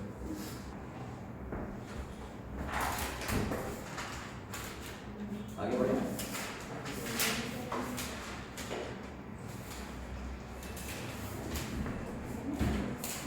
देखो तुम लोगों को कुछ बताता हूँ। ये बच्चे 2 साल से हमारे यहाँ पढ़ रहे हैं। What is average velocity, what is average current, ये कम से कम 100 बार बताया होगा, 100 बार, सही? उसके बाद भी इनको याद नहीं। अल्फा पार्टिकल का एटॉमिक मास नहीं आता। क्यों है बच्चों ये? क्योंकि तुम लोग बैठ के वो जो कर रहे थे वही करते हो। समझ गए? इतना ज़्यादा पढ़ाने वाले हो गए हैं कि तुम्हारा दिमाग सड़ गया है। समझ गए? अगर दूर नहीं हुए ना तो ज़िंदगी में ऐसी सफाई कर्मचारी बनना मुश्किल है। समझ लेते जो सिचुएशन चल रही है, तुम समझ रहे हो? तुम समझ रहे हो? कल मेरा रुआ खड़ा हो गया था नहीं? तुम सोचो कि मुझे क्या लग रहा होगा। मैंने 20 साल 22 साल पढ़ाया है, ऐसा बैच कभी ज़िंदगी में नहीं मिला होगा। तभी तो ये सब खड़े हो गए थे एकदम, ये सोच के कि तुमने एवरेज नहीं पता तुम्हें, जिसको मैंने इतनी बार बताया होगा। समझ गए? तो ये इसीलिए है कि मैं गया यहाँ से, तुम एक चैप्टर तुम कितने देर में ख़त्म कर रहे हो? 1 घंटे में। उसके बाद तुम्हारे पास इतना टाइम है कि तुम मोबाइल बैठ के देखो। तो टाइम पास है कि कोई इसका मतलब कोई फ़ायदा नहीं है। हम लोग ज़बरदस्ती मेहनत करते हैं तुम्हारे ऊपर, है कि नहीं? मोबाइल से दूर रहो, उठा के फेंक दो मोबाइल। जो कह रहा हूँ वो करो बच्चों, है ना? ख़त्म कर दिया उसने, पूरे जनरेशन ख़त्म कर दी। जनरेशन, तुम समझ रहे हो? हीलियम का एटॉमिक मास नहीं पता होना, पूरी फिजिक्स पूरी केमिस्ट्री पढ़ने के बाद हीलियम का एटॉमिक मास पता होना या नहीं होना, वो है तो उसके बाद भी तुमने नहीं बताया, कॉन्फिडेंस लूज है ना? क्यों है भाई ये क्या कारण हो गया? इससे पहले कभी नहीं होता था। 10th के बच्चों को जाके पूछो, सब बता देंगे। केवल एक ही कारण, केवल एक। अभी भी जाके जो सेल्फ स्टडी कर रहे हैं ना, वो दिन भर यूट्यूब देख रहे हैं, दिन भर पढ़ रहे हैं और आता क नहीं। दूर हो जाओ। अगर लाइफ में थोड़ा सा भी कुछ बचा हुआ है तो वो रह जाएगा, बस उतना तो कम से कम रहेगा ना। 1 साल और देख लिए ना यूट्यूब तो काम खत्म, जीरो हो जाओ। जीरो तो हो ही पहले से, 2 साल पढ़ाने के बाद जो सिचुएशन है वो जीरो ही कहलाता है उसको। लेकिन ये 100% है कि कुछ लाइफ में अगर करना चाहते हो तो यूट्यूब मोबाइल को उठा के फेंक दो। मेरी बात मानो। समझ गए? हम लोगों ने अपना काम बड़े मन और मेहनत से किया है, उसके बाद भी नहीं दिख रहा है, कुछ भी नहीं दिख रहा है। कोई नहीं बोल सकता कि मैंने इंडिविजुअली एक बच्चे पे मेहनत नहीं की है, बिठा के क्वेश्चन कराया। उसके बाद आज हालत ये है कि तुम्हें मतलब ऐसी चीज़ें जिसके बारे में सोच भी नहीं सकता हूँ। तो इसका मतलब है केवल यही कारण है, क्योंकि ऐसा ही पहले भी पढ़ाते थे, इससे आधी मेहनत करके पढ़ाते थे और ज़बरदस्त रिजल्ट आते थे। लेकिन ये पता नहीं क्या हो गया कि इससे डबल मेहनत मैंने आज तक ज़िंदगी में कभी मेहनत उतनी नहीं की जितने पिछले 2 साल मैंने मेहनत किया है। ऐसे ही बैच बिठा के दौड़ के उधर क्वेश्चन बताया, दौड़ के उधर गया, दौड़ के उधर क्वेश्चन बताया। याद है कि नहीं तुम लोगों को? ये इतनी मेहनत की जितनी मैंने उतनी लाइफ में कभी मेहनत नहीं की पिछले 2 सालों में। और हालत ये है कि ऐसे बच्चों की हालत ये है कि ये सिचुएशन। क्या कारण है बच्चों?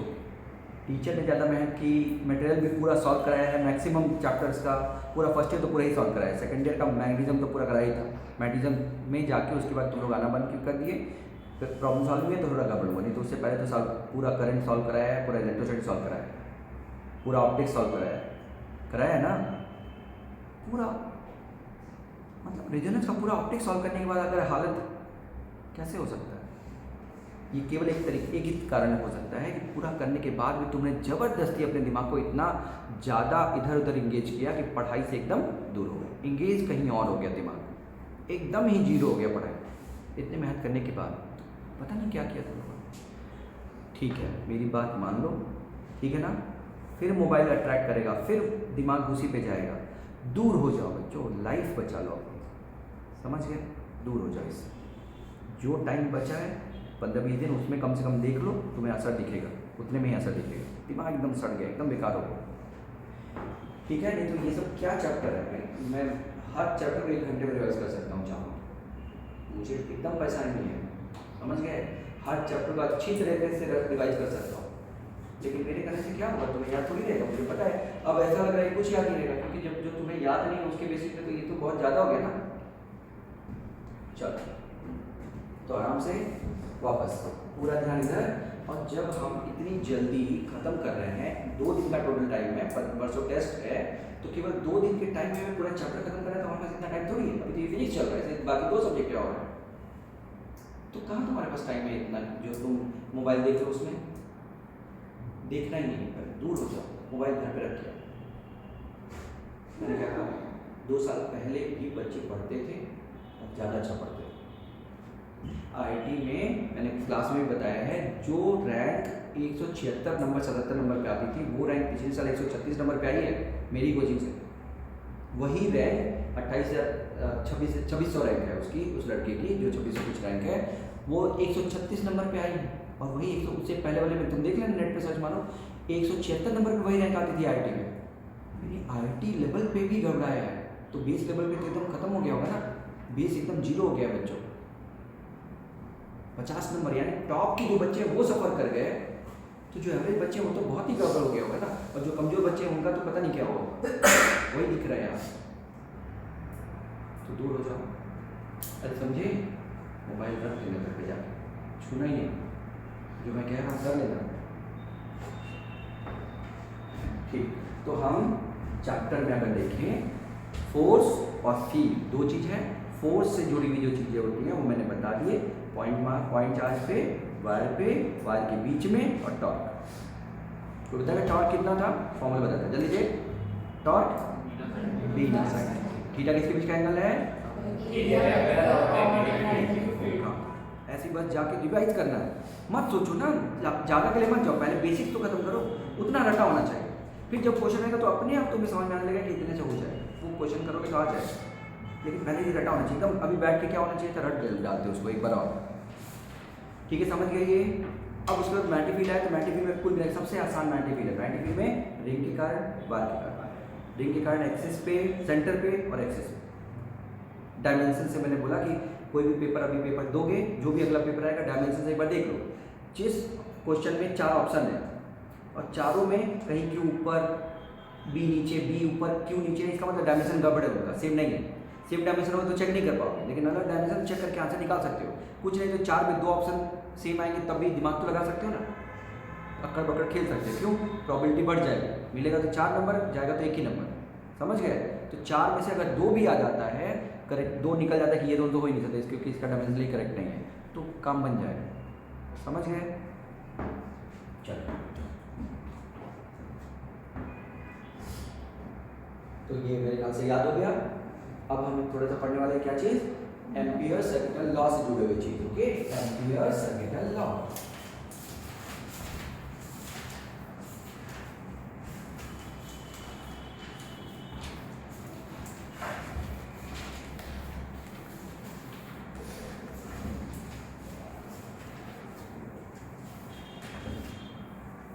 मतलब हम पढ़ रहे हैं मैग्नेटिक ऑफ करंट वाले चैप्टर में, इधर गए थे तो फोर्स, इधर आए थे तो मैग्नेटिक फील्ड में एम्पियर सर्किटल लॉ पढ़ रहे हैं। एम्पियर सर्किटल लॉ 3 जगह लगता है।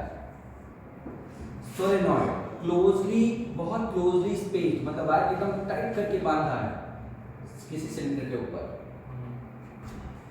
एंड है number of electron, number of sorry turn point of length, N क्या है, तो सोलेनॉइड मतलब एम्पेरिकल लॉ जो कहता है वो क्या कहता है, देखना जरा पहले एम्पेरिकल लॉ थोड़ा सा बता दो। कोई लूप है, उसमें कुछ मैग्नेटिक फील्ड जा रही है, कुछ करंट जा रही है, कुछ आ रही है, कुछ बाहर है, कुछ कहीं और है, जा रही आ रही, कुछ भी हो ये। तो इस लूप पे जो B.dl का इंटीग्रेशन होगा क्लोज लूप पे, वो लूप की एक डायरेक्शन ले लो, लूप की डायरेक्शन। अगर मैग्नेटिक फील्ड इस डायरेक्शन में आ रही है तो वो करंट पॉजिटिव होगा, जैसे I1 है, I2 है, I3 है, I4 है। तो जो करंट की डायरेक्शन मैग्नेटिक फील्ड प्रोड्यूस करेगा, इसके कारण मैग्नेटिक फील्ड ऐसे होगा, इसके कारण मैग्नेटिक फील्ड ऐसे होगा सर्किल में ना, तो उसके कारण जो मैग्नेटिक फील्ड उसी डायरेक्शन में है ना, तो म्यू नॉट इनटू I1 क्या होगा, पॉजिटिव। I1 क्या होगा, पॉजिटिव। लेकिन I2 क्या होगा, और बाहर का लेते ही नहीं है, बाहर नहीं लेना है, तो काम एम्पेरिकल लगाते समय अंदर का केवल लेना है। और जो तुमने जो लूप लिया या तुमने जो मैग्नेटिक फील्ड ली, उसकी डायरेक्शन जो मैग्नेटिक फील्ड प्रोड्यूस करेगी वो प्लस करंट, और जो उसके उल्टा प्रोड्यूस करेगी वो माइनस। काम खत्म हुआ एम्पेरिकल। ठीक है, तो स्टेटमेंट है line integral of magnetic field over a closed loop is mu naught times current threading the loop, thread करके ले जा रहा है, समझ गए, काम खत्म। और डायरेक्शन देखिए, अब वही चीज जब यहां लगाओगे तो तुम एक लूप लोगे क्लोज लूप ऐसा, यहां पे मैग्नेटिक फील्ड B.dl 0 हो जाएगा, यहाँ पे B.dl क्या हो जाएगा, क्योंकि 90 है, दोनों के एंगल मैग्नेटिक ऐसे होती है ना, तो दोनों के एंगल क्या हो जाएगा 90, यहाँ पे भी क्या हो जाएगा 0, 90 हो जाएगा। तो यहाँ पे थीटा कितना हो जाएगा 90, यहाँ पे थीटा कितना हो जाएगा 90, तो यहाँ पे मैग्नेटिक फील्ड 0 हो जाएगा बाहर की तरफ, और केवल अंदर का बचेगा। तो B.dl जब चारों का लोगे तो केवल ये आएगा B/L, क्या आएगा B equal to mu naught times current कितना। अब ये बताओ, ये जो लूप है इसमें current 1 current 2 current 3 current 4 current 5 current जाएगा ना, यानी कितना नंबर ऑफ टर्न, और हर बार में कितना करंट। फिर से देखो ये लूप दिख रहा है, सोलेनॉइड के पीछे पीछे लूप जा रहा है, तो करंट ऐसे जाके ऐसे थ्रेड करके जाएगा ना, तो 1 2 3 4 जितने भी नंबर ऑफ टर्न होंगे कितना करंट जाएगा, पहचान में आया सब। तो मैग्नेटिक फील्ड कितनी हो गई, mu naught N/L into I, और number of turn point of length क्या होता है, स्मॉल है, म्यू नॉट N। समझ गए, ये हो गया तुम्हारा सोलेनॉइड। दूसरा है टोरॉइड। टोरॉइड को में इसी को मोड़ देते हैं, यानी सिलेंडर को मोड़ देते हैं, और इसमें भी जैसे इसमें लूप क्लोज लूप लिया, इसमें क्लोज लूप ऐसे सर्कुलर लेते हैं, कितने रेडियस का, r रेडियस का। तो फिर वही b इंटू 2πr, क्योंकि b इंटू 2πr होगा कि नहीं, B.dl equal to mu naught, total number of turn कितना n, और हर एक में करंट कितना I, तो b equal to mu naught. अब देखना n/2πr, ये थोड़ा अलग है उससे, क्यों, r वेरी करेगा, r1 से लेके R2 तक, R सेम नहीं है सबके लिए, इसलिए ये R वेरिएबल है, तो मैग्नेटिक फील्ड भी कांस्टेंट नहीं है, क्या है, वेरिएबल, R वेरी करेगा, समझ गए। तो मैग्नेटिक फील्ड ये वेरिएबल मैग्नेटिक फील्ड है, वेरिएबल, अंदर से बाहर तक मैग्नेटिक फील्ड कम होता जाएगा, क्योंकि R कम है तो मैग्नेटिक फील्ड ज्यादा रहेगी, R ज्यादा होगा तो मैग्नेटिक फील्ड कम हो जाएगा। तो यहाँ पे मैक्सिमम मैग्नेटिक फील्ड होगी Vmax, और यहाँ पे मिनिमम मैग्नेटिक फील्ड, बीच में वैसे बढ़ता जाएगा, समझा मैं, ये है टोरॉइड। इसलिए इसका फॉर्मूला म्यू नॉट Ni नहीं लिखते, क्यों, म्यू नॉट Ni लिखोगे तो क्या हो जाएगा, कांस्टेंट, जबकि ये तो वेरिएबल है, तो इसलिए म्यू नॉट Ni ना लिख के, है तो वही n ही है, लेकिन वेरिएबल होने का उसको स्मॉल n नहीं नंबर नाम दे रहे हो, n/2πr नाम, बस भाई है तो number of turn point of length ही ना, लेकिन उसको स्मॉल n नाम नहीं दिया गया, क्योंकि n वेरी कर रहा है, समझ गए, r वेरी कर रहा है इसलिए स्मॉल n वेरी करेगा, कैपिटल N वेरी नहीं कर रहा है, R वेरी करने से स्मॉल n वेरी करता है, समझा पाया। दो होने के लिए और भी हो सकता है, लेकिन अपने काम का उतना नहीं है, क्योंकि इंजीनियरिंग वाले नहीं हो तो नहीं बताऊंगा, बस दो ही चाहिए हमें, सोलेनॉइड एंड टोरॉइड, दोनों का फॉर्मूला म्यू नॉट Ni ही है, ये देखो म्यू नॉट Ni ही है, बस यहाँ पे n जो है number of turn point of length है, इसमें R वेरी कर रहा है इसलिए ये n नहीं लिखा गया, ऐसा लिखा, सर खत्म। तो ये है ampere circuital law. To the point, मैंने कहीं इधर उधर भाग दौड़ नहीं की, केवल उतना ही पढ़ा है जितना आता है। ठीक, तो मैट्रिक्स पूरी खत्म हो गई, मैट्रिक्स पूरी खत्म हो गई।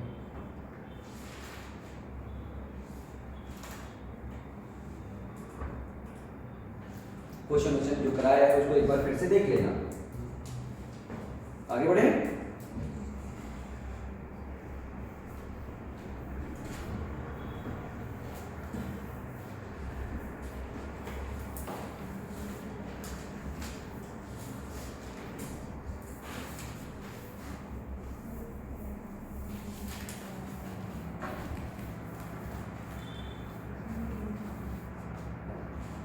अब देखो, अब है मैग्नेटिज्म। तो मैग्नेटिज्म में सबसे पहले हमें पढ़ना होता है लेट बार मैग्नेट।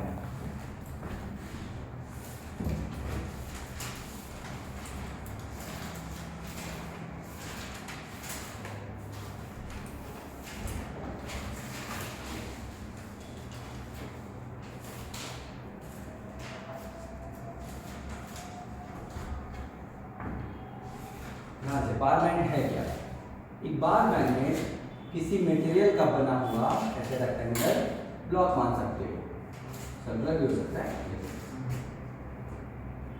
जिसके हर एटम में जो इलेक्ट्रॉन है वो चक्कर लगा रहा होगा। हर एटम में इलेक्ट्रॉन क्या लगा रहा होगा? चक्कर। इलेक्ट्रॉन के चक्कर लगाने से एक मैग्नेटिक मोमेंट प्रोड्यूस होगा या मैग्नेटिक फील्ड प्रोड्यूस होगी, सही। तो जरा सा मैं रिकॉल करता हूँ, टॉर्क कितना है हम लोगों का? बिना साइन या टॉर्क। तो ये जो बिना साइन थीटा है, इलेक्ट्रिक फील्ड में जरा टॉर्क से इसको इक्वेट करो, P E sine theta electric field में। तो ई वैसे हो गया जैसा ई, तो ये वैसा ही हो गया जैसा पी है ना। इसको कहते हैं, ये कौन है? Electric dipole moment. तो ये कौन है? मैग्नेटिक। तो यहां से एक नई चीज आई, मैग्नेटिक डाइपोल मोमेंट। कितना आई? NIA, magnetic dipole moment NIA। कोई दिक्कत? ये एक नई पॉइंट है NIA, जिसको कैपिटल M से डिनोट करते हैं, कैपिटल M से डिनोट करते हैं, ठीक है।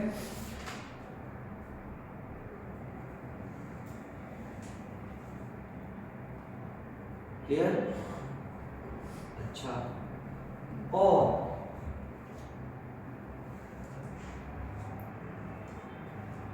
जैसे ये है मैग्नेटिक मोमेंट, वैसे ये भी था मैग्नेटिक मोमेंट, ये P। तो P का फॉर्मूला क्या होता था? Q इंटू 2L होता था ना। जैसे P होता था कितना? Q इंटू लेंथ होता था ना, या Q इंटू उनके बीच की डिस्टेंस, यही होता था ना। वैसे ही मैग्नेटिक मोमेंट को भी लिख सकते हो, P की जगह पे स्मॉल m। ये कौन है? चार्ज। ये कौन है? Magnetic charge into length. तो इससे एक नई क्वांटिटी मैग्नेटिक चार्ज, या इसको कभी कभी कहते हैं पोल स्ट्रेंथ। पोल यानी जो पोल है ना, ये जो पोल है उसकी स्ट्रेंथ कितनी है वो डिसाइड करता है, पोल स्ट्रेंथ। समझ गए? मैग्नेटिक चार्ज या पोल स्ट्रेंथ, कुछ समझ में आया? तो यानी magnetic moment point of length, pole strength कौन है?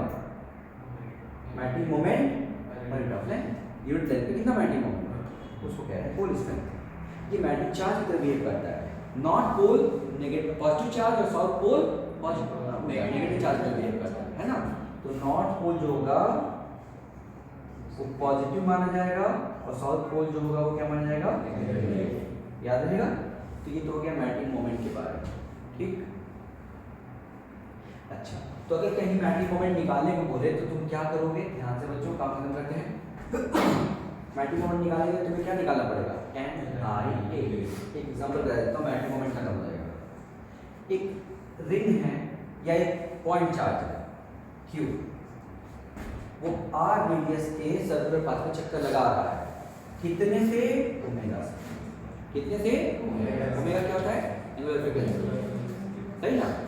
अच्छा, तो बताओ मुझे करंट कितना होगा बच्चों, करंट कितना चार्ज जा रहा है एक चक्कर में, क्यू, कितने टाइम में, ये भी टाइम पीरियड है, तो क्यू अपॉन टाइम पीरियड कितना होता है 2 pi by omega, time period कितना होता है 2 पाई बाई ओमेगा। ये करंट आ गया, रेडियस कितना है r, तो मैग्नेटिक मोमेंट बताओ, एक ही चक्कर लगा रहा है ना, एक ही, तो n कितना हो गया 1, I कितना हो गया, और एरिया कितना हो गया,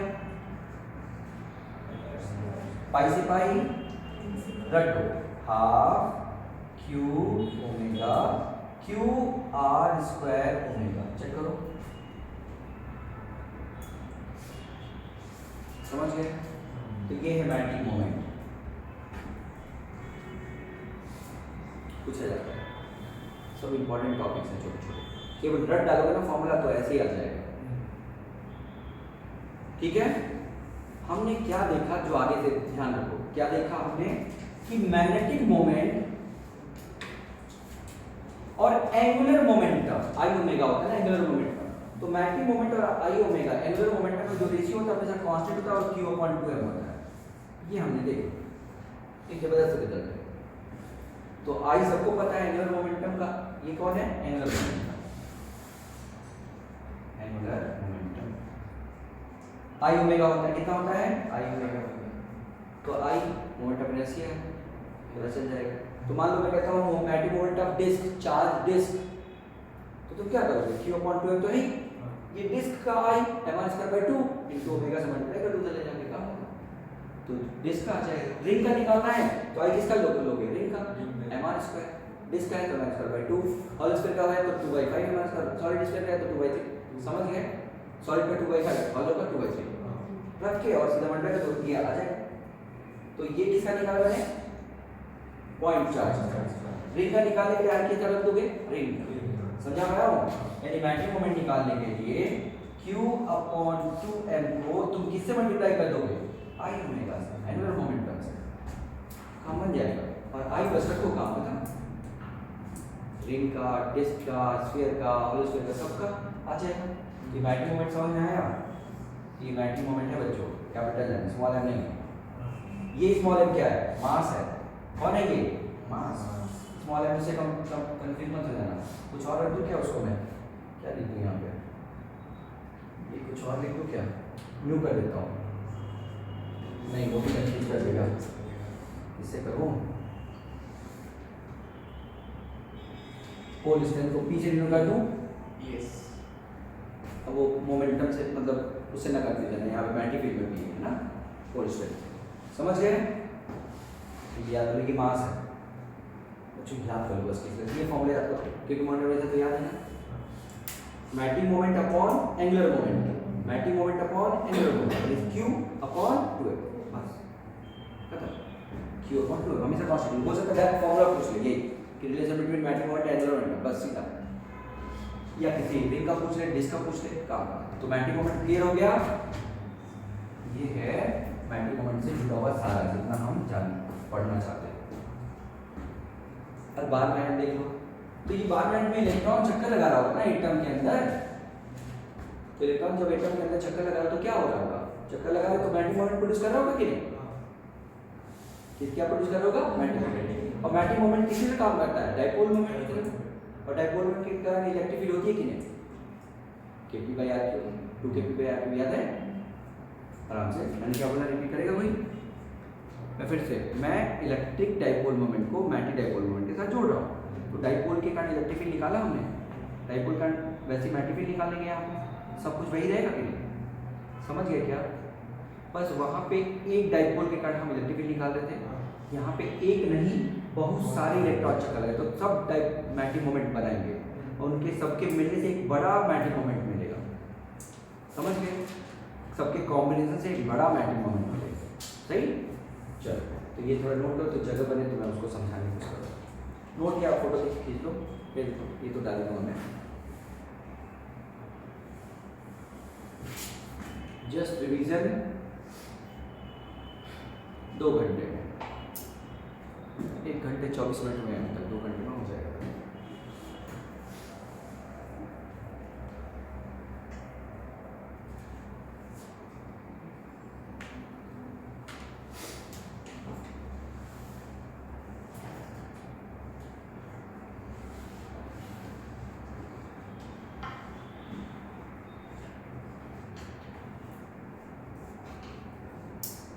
मैग्नेटिक मोमेंट आया कहाँ से? इलेक्ट्रिक डाइपोल मोमेंट से कंपेयर करके क्या आया? NIA को हमने किसी कंपेयर किया Q इंटू L, उसी तरह से P इंटू L। P क्या हो गया? पोल स्ट्रेस या मैग्नेटिक चार्ज, P निकल गया, that is magnetic moment per unit of length. Magnetic moment per unit of length is pole stress. Unit length का क्या मैग्नेटिक मोमेंट है? That is pole stress. सही है। अब मैग्नेटिक मोमेंट निकालने का तरीका NIA किसके लिए? रिंग के लिए निकालना है तो NIA, डिस्क के लिए निकालना है तो NIA। अब डिस्क का निकालना है तो डिस्क में चार्ज तो हर जगह रहेगा ना, और रेडियस अलग अलग रहेगा, निकालना खतरनाक है, एलिमेंट लेना पड़ेगा। तो उसके सब्स्टिट्यूट मैंने क्या बताया कि भैया magnetic moment upon angular momentum equal to Q अपॉन M अपॉन Q अपॉन 2।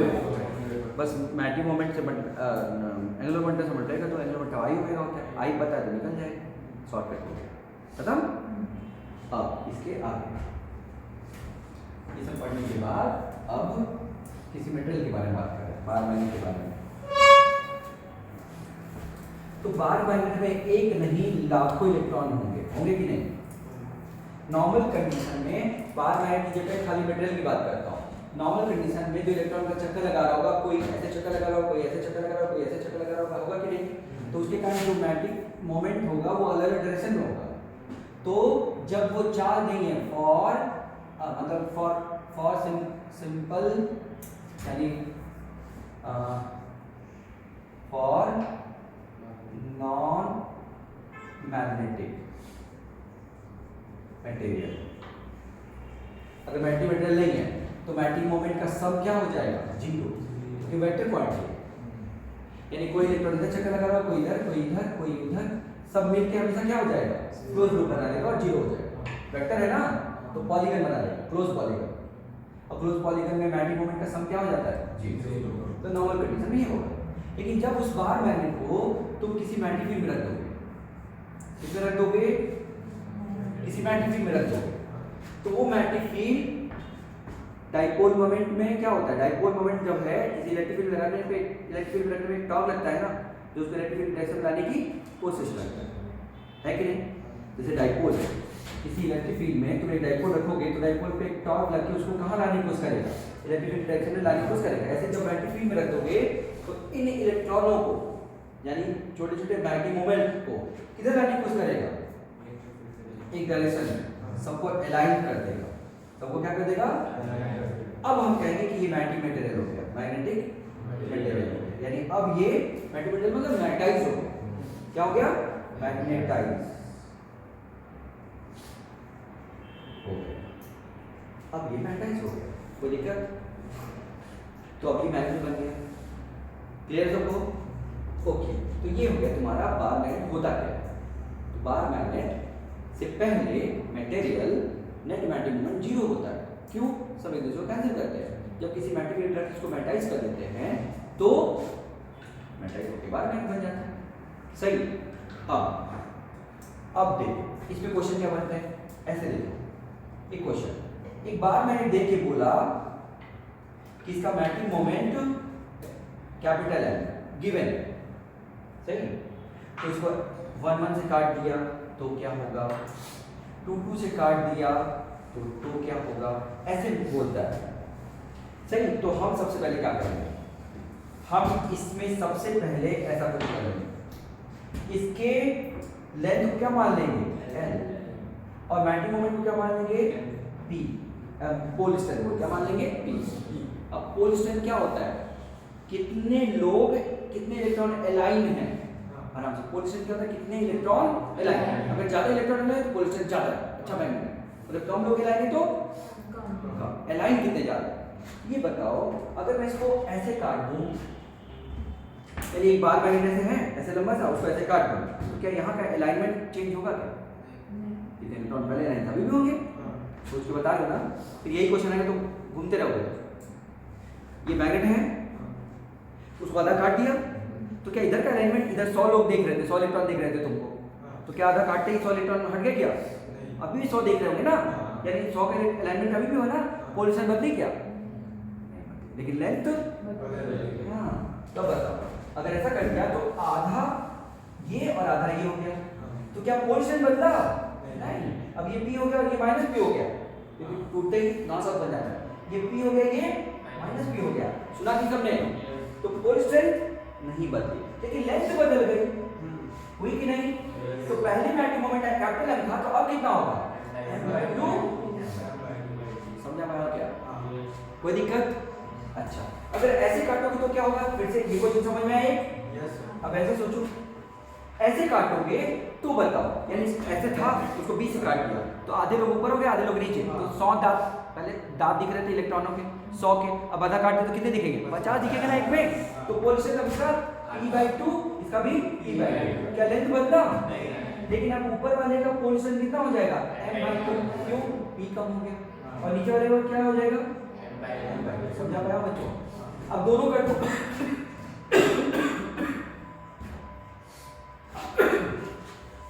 ऐसे भी कर दो, ऐसे भी कर दो, तो P भी P/2 हो गया और लेंथ भी m/2 हो गया, तो m/4 हो गया। P का कितना हो गया?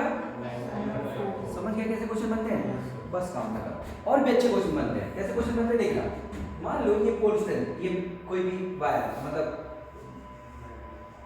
रॉड है, इसकी लेंथ कितनी है? L। इसको घुमा के तुमने एक ऐसा सर्किल बना दिया मोड़ के, r रेडियस का। कितने रेडियस का? तो ये दूरी बताओ, r√2। तो बताओ इसका पोल स्ट्रेंथ P है, इसका भी P होगा माइनस में। अरे बोलो, तो इसी को मोड़ो तो ये P, तो ये कितना? और उनके बीच की दूरी, तो पहले मैग्नेटिक मोमेंट जो था वो P × L था कि नहीं? अब जो मैग्नेटिक मोमेंट है वो कितना है? P × r है कि नहीं? लेकिन r है, ये L दिया है, तो क्या करो, ये कितना है? लेंथ। ये पूरा होता तो कितना होता? 2πr। लेकिन ये तो 2/3 है ना उसका, नहीं 3/4 है। अरे एक पार्ट नहीं है 4 में से, तो अब बताओ यहाँ से क्या लिखेंगे? 3/4 2πr। ये किसके बराबर है? पक्का समझ में आएगा? ये पूरा होता तो कितना होता? 2πr। ये उसका कितना पार्ट है? 3/4। तो 3/4 2πr L के बराबर। यहाँ से आप उठा के रखोगे तो तुम्हें क्या मिल जाएगा? नया मैग्नेटिक मोमेंट। बच्चों कुल मिला के बात सुनो, खत्म करो, काट दो, मोड़ दो, तोड़ दो, कुछ भी कर दो, पोल स्ट्रेंथ कैसे बदलेगी वो समझ में आ गया?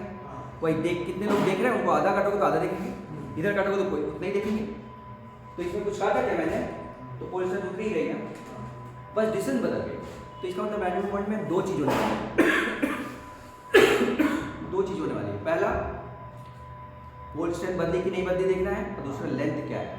तो लेंथ किसके बीच में देखना है? पोल्स के बीच में। खत्म। समझा पाया हूँ?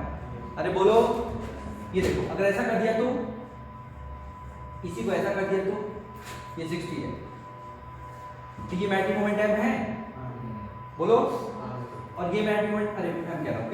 और ये भी कितना है? पोल स्ट्रेंथ -P है। ये कितना है? L/2। अरे मोड़ दिया ना, ये भी कितना है? L/2। तो क्या तुम नहीं बताओगे ये 60 है तो ये L/2 हो जाएगा? 60 बना रहे तो इक्विलेटरल एंगल हो जाएगा ना, तो L/2 होगा। तो नेट मैग्नेटिक मोमेंट बताओ कितना हो जाएगा? P × और पहले कितना था? P × L, तो उसका आधा हो गया ना, इसका मतलब नेट मैग्नेटिक मोमेंट हो गया M/2। कुल मिला के बात ये है कि दो लेवल पे देखना है, P और लेंथ। समझा पाया हूँ? कोई दिक्कत? जल्दी से 1 मिनट में खत्म करो, मैग्नेटिक मोमेंट खत्म। इस पे क्वेश्चन तुम समझ रहे हो? देखो अच्छा लग रहा है कि नहीं? ठीक क्वेश्चन है, तो ऐसे आते हैं, आसानी आते हैं, तुम्हारे में ज़्यादा टफ क्वेश्चन नहीं आते, ठीक है ना? तुम्हारे में बहुत ज़्यादा टफ क्वेश्चन नहीं आते हैं, तो इसलिए समझ लेना कि जो तुम्हें लगे कि ठीक है वही आने वाला है, जो टफ लगे वो नहीं आने वाला। तो मान के चलो सब ज़्यादा टफ नहीं पढ़ना है, नॉर्मल ही पढ़ना है। हमारा काम है थोड़ा सा बढ़ा देना, लेकिन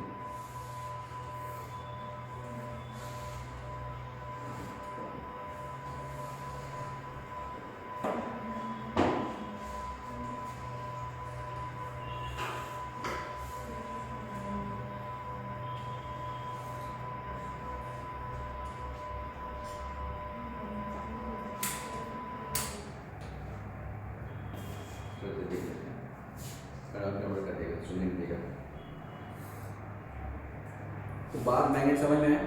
इसके अलावा बार मैग्नेट को डाइपोल मान के उसके कारण इलेक्ट्रिक फील्ड कितनी आएगी? एक्सियल पोजीशन में इलेक्ट्रिक फील्ड 2kp/r3 होता था, तो 2km/r3 हो जाए। समझे कि नहीं? बोलो इक्विटोरियल पे क्या होता था Kp अपॉन आर क्यूब, तो Km अपॉन आर क्यूब हो जाएगा। टॉर्क कितना होता था Pe साइन थीटा, तो अब Mb साइन थीटा हो जाएगा। एनर्जी होती थी Pe cos theta minus time, तो अब कितना हो जाएगा Mb cos theta minus time. सब कुछ भाई, तो कुछ पढ़ाने क्या उसको मैं, तो वो जाके अपना दोबारा देख लेना कॉपी में। सब कुछ बस P की जगह पे M और E की जगह पे B लाना, सब कुछ वही होता है। समझ गए? 12 में खत्म। 12 में जो तुम्हें नहीं पता था वो मैंने बता दिया, और 12 में इसके अलावा electric field, axial position, electric field, equatorial position, torque, force और एनर्जी, यही है ना। तो एनर्जी सबने डाइपोल में पढ़ा है, Pe cos theta minus sine, यहाँ पे P की जगह पे M, E की जगह पे B cos थीटा माइनस। समझ गए कि नहीं? सब कुछ भाई एकदम अलग, कुछ भी नहीं। समझ गए?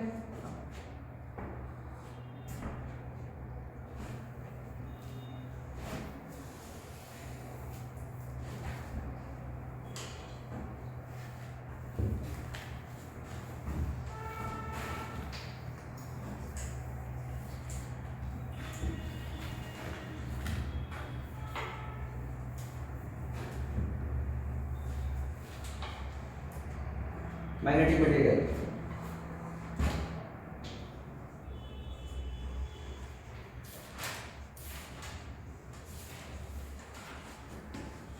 मैंने तो बताया कि मैग्नेटिक मटेरियल अगर मैग्नेटाइज ना हो तो उसका नेट मैग्नेटिक मोमेंट 0 होता है ना। तो नॉर्मल कंडीशन में जब मैग्नेटाइज नहीं है तो सबका मैग्नेटिक मोमेंट 0 होता है, हर टाइप के मैग्नेटिक मटेरियल का। सही है? मैग्नेटिक मटेरियल डायमैग्नेटिक होता है, पैरामैग्नेटिक होता है, फेरोमैग्नेटिक। डायमैग्नेटिक जो है इंडिविजुअल मॉलिक्यूल का मैग्नेटिक मटेरियल 0 होता है, तीनों का इनिशियली, अगर मैग्नेटाइज नहीं है। यानी नॉर्मल कंडीशन में मैग्नेटिक मोमेंट क्या होता है 0। जब मैग्नेटाइज करते हैं ऑन मैग्नेटाइजेशन तो क्यों 0 होता है? सुनो, डायमैग्नेटिक सब्सटेंस में जैसे इलेक्ट्रॉन चक्कर लगा रहा है तो इलेक्ट्रॉन अपने एक्सिस पे भी घूमता है और साथ में चक्कर भी लगाता है। तो अपने एक्सिस पे घूमने का मैग्नेटिक मोमेंट एक तरफ रहता है, तो चक्कर लगाने का मैग्नेटिक मोमेंट दूसरी तरफ रहता है। ऐसा कुछ रहता है जिससे कि दोनों क्या हो जाए 0। समझा पाया हूँ? अरे समझा पाया हूँ? यानी इसके कारण मैग्नेटिक मोमेंट m और इसके कारण मैग्नेटिक ऊपर, तो इसके कारण मैग्नेटिक मोमेंट m नीचे, तो नेट मैग्नेटिक मोमेंट क्या होता है 0। कब? जब बाहर से कोई मैग्नेटिक फील्ड नहीं लगा, यानी मैग्नेटाइज नहीं करते। जब इसको तुम मैग्नेटाइज करने जाओगे, मैग्नेटाइज तो क्या होगा? मैग्नेटाइज करने जाओगे तो सुनो, यहाँ पे एक मैग्नेटिक मोमेंट ऊपर की तरफ था और एक मैग्नेटिक मोमेंट नीचे की तरफ था कि नहीं? और तुमने बाहर से जो मैग्नेटिक फील्ड लगाई उसने क्या किया, इस वाले को बढ़ा दिया, उल्टा वाला बढ़ गया, याद करो। और सेम उसकी तरफ वाला घट गया। तो समझिए क्या? यानी जब डायमैग्नेटिक सब्सटेंस पे मैग्नेटिक फील्ड लगाते हो तो मैग्नेटिक फील्ड की डायरेक्शन वाला मैग्नेटिक मोमेंट कम हो जाता है और उल्टा वाला बढ़ता है। तो पहले जो दोनों मिलके क्या था 0, अब दोनों मिलके 0 नहीं हो रहा है। अब m जो नेट है वो 2 डेल्टा m हो गया, उल्टी डायरेक्शन में, मैग्नेटिक फील्ड के अपोजिट डायरेक्शन में। इसका मतलब मैग्नेटिक मोमेंट लगाने से, बाहर से मैग्नेटिक फील्ड लगाने से जो एक नई मैग्नेटिक फील्ड प्रोड्यूस होती है वो उस मैग्नेटिक फील्ड के जो अप्लाइड मैग्नेटिक फील्ड उसके उल्टी डायरेक्शन मैग्नेटिक मोमेंट डेवलप कर देता है। समझ गए? समझ गए क्या हुआ? क्यों हो गया? क्योंकि उसी की डायरेक्शन, मैग्नेटिक फील्ड की डायरेक्शन वाला मैग्नेटिक मोमेंट कमजोर और उल्टी डायरेक्शन वाला स्ट्रांग होता है। समझ गए? बस, तो उस कंडीशन में ये थोड़ा सा मैग्नेटाइज होता है, वो भी उल्टी डायरेक्शन, थोड़ा सा मैग्नेटाइज होता है वो भी उल्टी डायरेक्शन। समझ गए? तो इसका मतलब यहां से क्या हुआ, small magnetisation in opposite direction, यानी मैग्नेटिक लगाने के उल्टा होगा। क्लियर सबको? और पॉइंट्स आते हैं, पहले ही क्लियर करते हैं। यही सेम चीज अगर पैरामैग्नेटिक में करते हैं तो यहां पे क्या होता है ना, यहाँ पे मटेरियल के अंदर ना इंडिविजुअल मॉलिक्यूल किसी की सुनते नहीं, वो अपनी सुनते हैं बस। तो इंडिविजुअल मॉलिक्यूल कोई उधर देख रहा है, कोई उधर देख रहा है, कोई उधर देख रहा है, कोई उधर देख रहा है, नॉर्मल कंडीशन में जीरो रहते हैं। जब मैट्रिक फील्ड तुम बाहर से लगाते हो तो ये इंडिविजुअल मॉलिक्यूल ज्यादा नहीं लेकिन कुछ क्या होते हैं, बात मान लेते हैं कुछ और मेटाइज हो जाते हैं, यानी एक जैसे में अलाइन हो जाते हैं, लेकिन सारे नहीं, कुछ।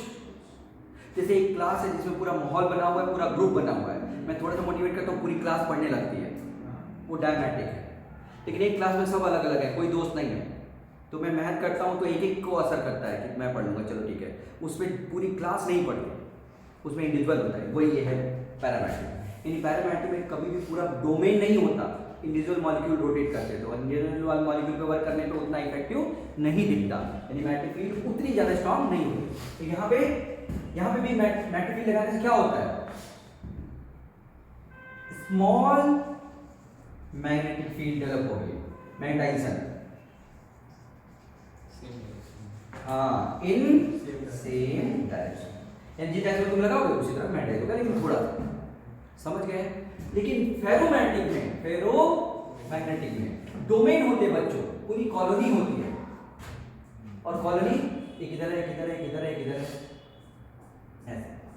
तो कोई उल्टा है, मतलब समझ गया ना, कहीं इधर इधर होगा, इधर इधर होगा, इधर होगा। नेट मैग्नेटिक मोमेंट क्या होता है, जीरो। शुरू में क्या होता है, जीरो। लेकिन जब तुम बाहर से मैग्नेटिक फील्ड लगाते हो, बाहर से क्या लगाते हो, तो इसमें दो पॉसिबिलिटी होगी।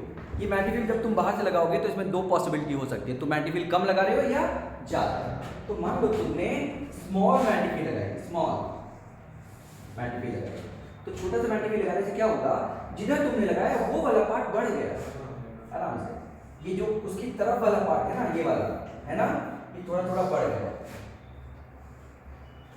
तुमने जिधर लगाया उधर वाला पार्ट बढ़ गया, और बाकी जैसे थे वैसे रह गए, थोड़े कम हो गए बस। तो जो अलग अलग थे वो कम हो गए, लेकिन तुम्हारा वाला पार्ट क्या हो गया, जब तुम्हारा पार्ट बढ़ गया तो नेट मैग्नेटिक मोमेंट प्रोड्यूस हुआ कि नहीं, और इस तरह से मटेरियल मैग्नेटाइज हो गया और स्ट्रांगली मैग्नेटाइज हुआ। सुना क्या सबने। लेकिन अगर तुमने लार्ज मैग्नेटिक फील्ड लगाई, लार्ज मैग्नेटिक फील्ड, मैंने लालू याद दिलाया था, लालू मुलायम सिंह यादव ऐसा टाइप का, याद है क्लास में। जब लार्ज मैग्नेटिक फील्ड लगाओगे तो पूरा डोमेन ही रोटेट कर जाएगा बच्चों, पूरा रोटेट कर जाएगा, सब के सब रोटेट कर जाएंगे। ढेर सारी मैग्नेटिक फील्ड लगाओगे तो वो जो तुम्हारे सपोर्ट में हो तो रोटेट करेगा ही करेगा, जो तुम्हारे अगेंस्ट में वो सब रोटेट कर जाएंगे, समझ गए। और ये 10,000 गुना 12,000 गुना मैग्नेटिक फील्ड बढ़ा देगा। यानी तुमने लगाया बी तो अब हो गया 12,000 एक बी, ऐसा 12,000 बढ़ गया, और एक तो पहले से था ही। तुमने लगाया 10 और बढ़ गया 1,000 तो 1,010 ऐसा हो जाएगा, समझ गए। यही तुमने जो लगाया वो और जो खुद मैग्नेटाइज होकर 10 उतना बढ़ाया, दोनों जोड़ के मैग्नेटिक फील्ड बहुत बढ़ जाएगा। समझा पाया हूँ। ये है तुम्हारा मैग्नेटिक मटेरियल का बेसिक थीम। सही। अब ये बताओ, तो मैग्नेटिक फील्ड लगा के और टेम्परेचर बढ़ा दोगे तो क्या होगा, टेम्परेचर बढ़ाने से क्या होगा। अरे इंडिविजुअल मटेरियल में ये डिफरेंस जो आया है वो तो बाहरी फील्ड के कारण आया ना, टेम्परेचर बढ़ाने से कुछ होगा, कुछ नहीं होगा। यानी यहाँ पे no effect of temperature, no effect of temperature, समझ गए।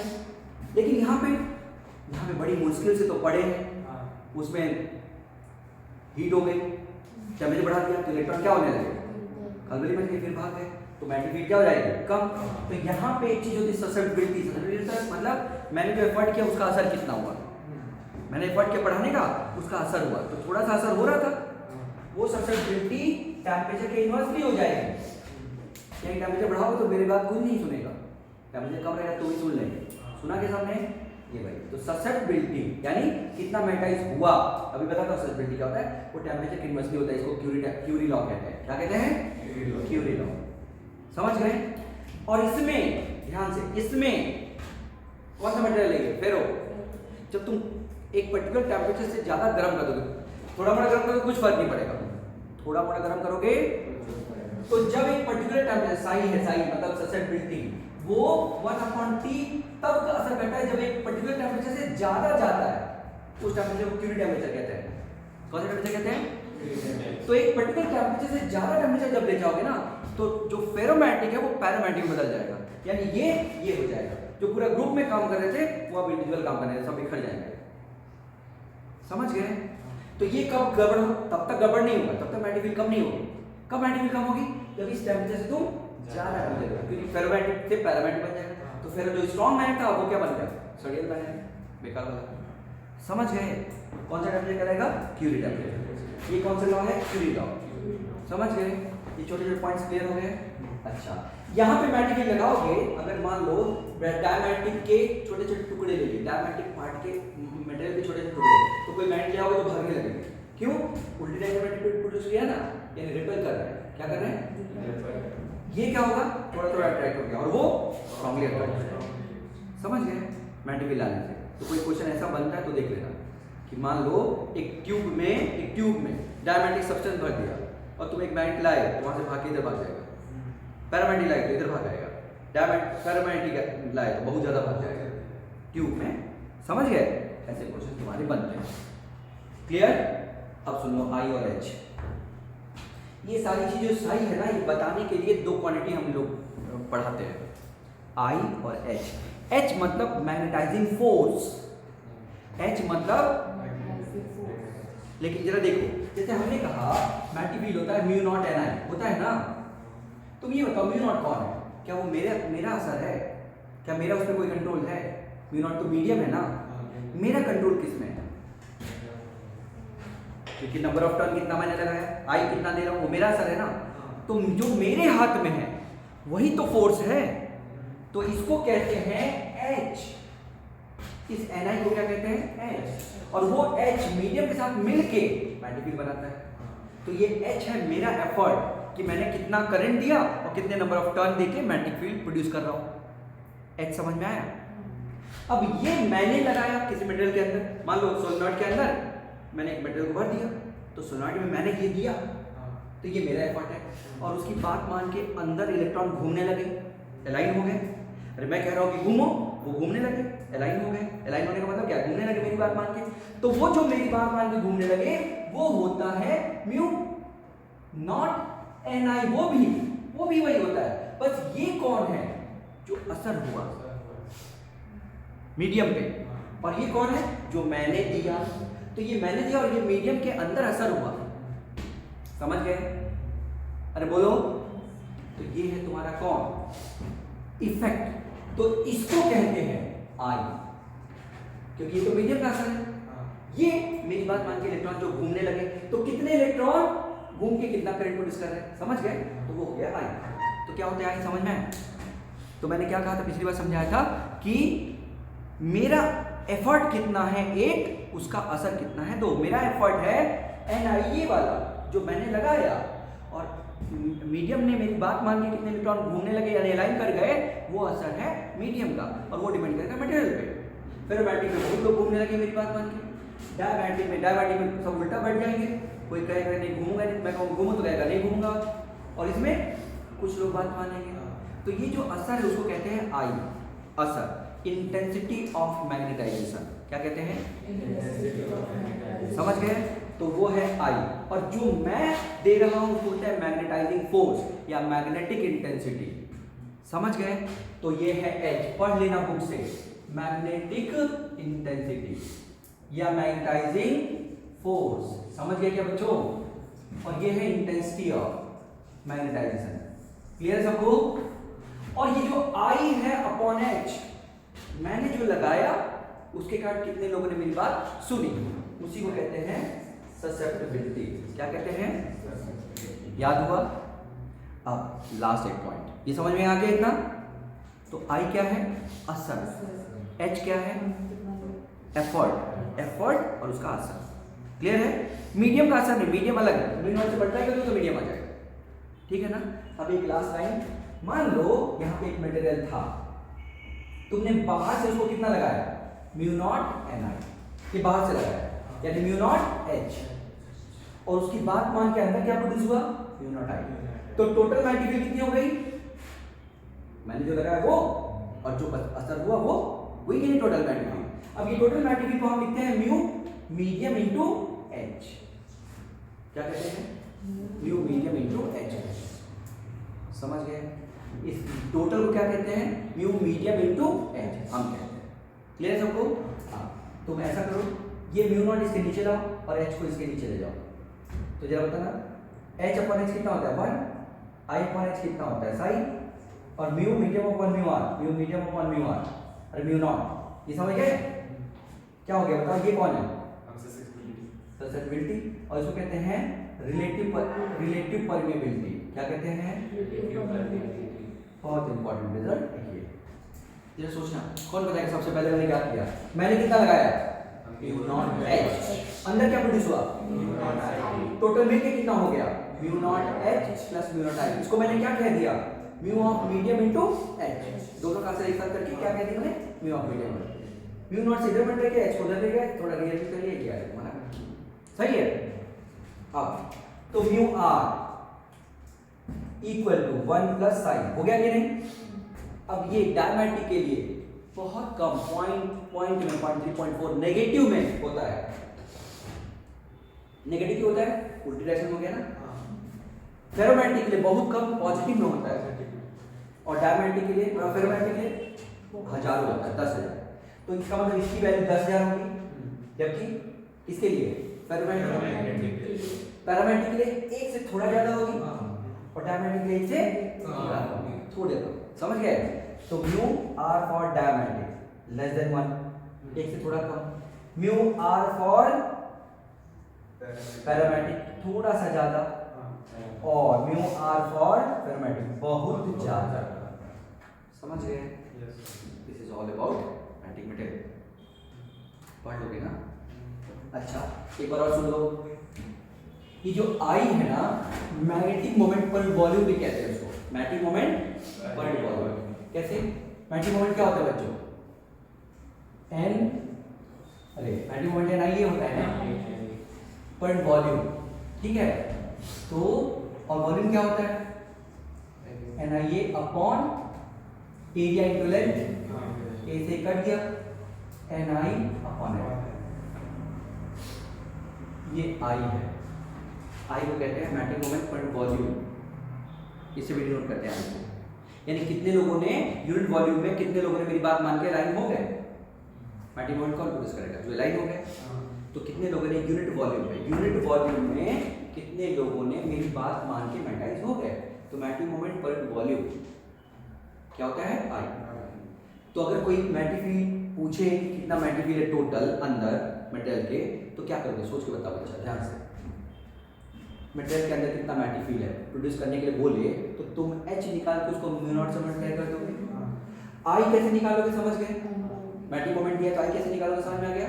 कैसे निकालोगे आई मैग्नेटिक मोमेंट पर वॉल्यूम से क्या निकालोगे आई, उसको म्यू नॉट से मल्टीप्लाई करके दोनों को जोड़ दोगे तो टोटल मैग्नेटिक फील्ड पता चल जाएगा। सुना कैसे हमने। तो ये सब रिजल्ट है बस इस पूरे में, और बता बाकी सब तो थ्योरेटिकल है एक्सेप्ट ये छोटा सा पॉइंट। तो ये छोटा सा पॉइंट तो इंपॉर्टेंट है ना। और वो कौन सी बड़ी बात है भाई, इस कमरे में कोयला है और मैंने बाहर से उसको जलाने के लिए कुछ आग लगा दी, तो टोटल टेम्परेचर बाहर की आग प्लस कोयले के जलने का दोनों का होगा ना। बस वही तो है। इस मटेरियल को मैग्नेटाइज करना चाहते हैं तो बाहर से जो मैग्नेटिक फील्ड लगाई वो और खुद मैग्नेटाइज होके जो मैग्नेटिक फील्ड प्रोड्यूस हो, दोनों का कॉम्बिनेशन होगा ना। तो बस वही है, total magnetic field will be equal to magnetic field due to external plus magnetic field due to internal orientation या इलेक्ट्रॉन के ओरिएंटेशन। समझ में आया, उसी से निकल गए रिजल्ट। समझ गए। अब आज मैग्नेटिक फील्ड तुम पढ़ लो, बहुत हो गया, पढ़ लोगे ना। बोलो 3 चीज होता है। अर्थ की मैग्नेटिक फील्ड साउथ से चल के नॉर्थ पे आती है, यानी साउथ में कौन है नॉर्थ पोल है मैग्नेट का, अर्थ है ना। साउथ से चल के नॉर्थ की तरफ आती है, यानी साउथ में एक्चुअली नॉर्थ पोल है और नॉर्थ में साउथ पोल, तभी तो आती है ना। तो साउथ से चल के नॉर्थ की तरफ आती है। ये साउथ से चल के नॉर्थ की तरफ हमारे बगल में हमारे सामने एकदम पैरेलल जाए नहीं, हमारे सामने से घुसती हुई चली जाती है जमीन के लोअर एंड में निकलती हुई, अर्थ के लोअर एंड में निकलती हुई दिखेगी मैग्नेटिक फील्ड सरफेस के अंदर से, और अपर एंड में घुसती हुई दिखेगी। सुना कि नहीं। और इक्वेटर पे क्या दिखेगी पैरेलल, मैग्नेटिक इक्वेटर पे। कौन से अपने इक्वेटर पे नहीं, किसमें समझ गए। तो सुन लो, तो एक अर्थ की मैग्नेटिक से निकल के ऐसे जा रही है ना, तो एक मैग्नेटिक लाइन है कि नहीं। तो मैग्नेटिक लाइन को एक प्लेन में ला सकते हो, ये मैग्नेटिक लाइन जा रही है तो उसको एक प्लेन में रख दो, तो वो एक मैग्नेटिक फील्ड का प्लेन और एक नॉर्थ साउथ वाला प्लेन। तो मैग्नेटिक फील्ड का प्लेन मैग्नेटिक फील्ड का प्लेन और नॉर्थ साउथ वाले प्लेन के बीच का जो एंगल उसको कहते हैं डिक्लिनेशन।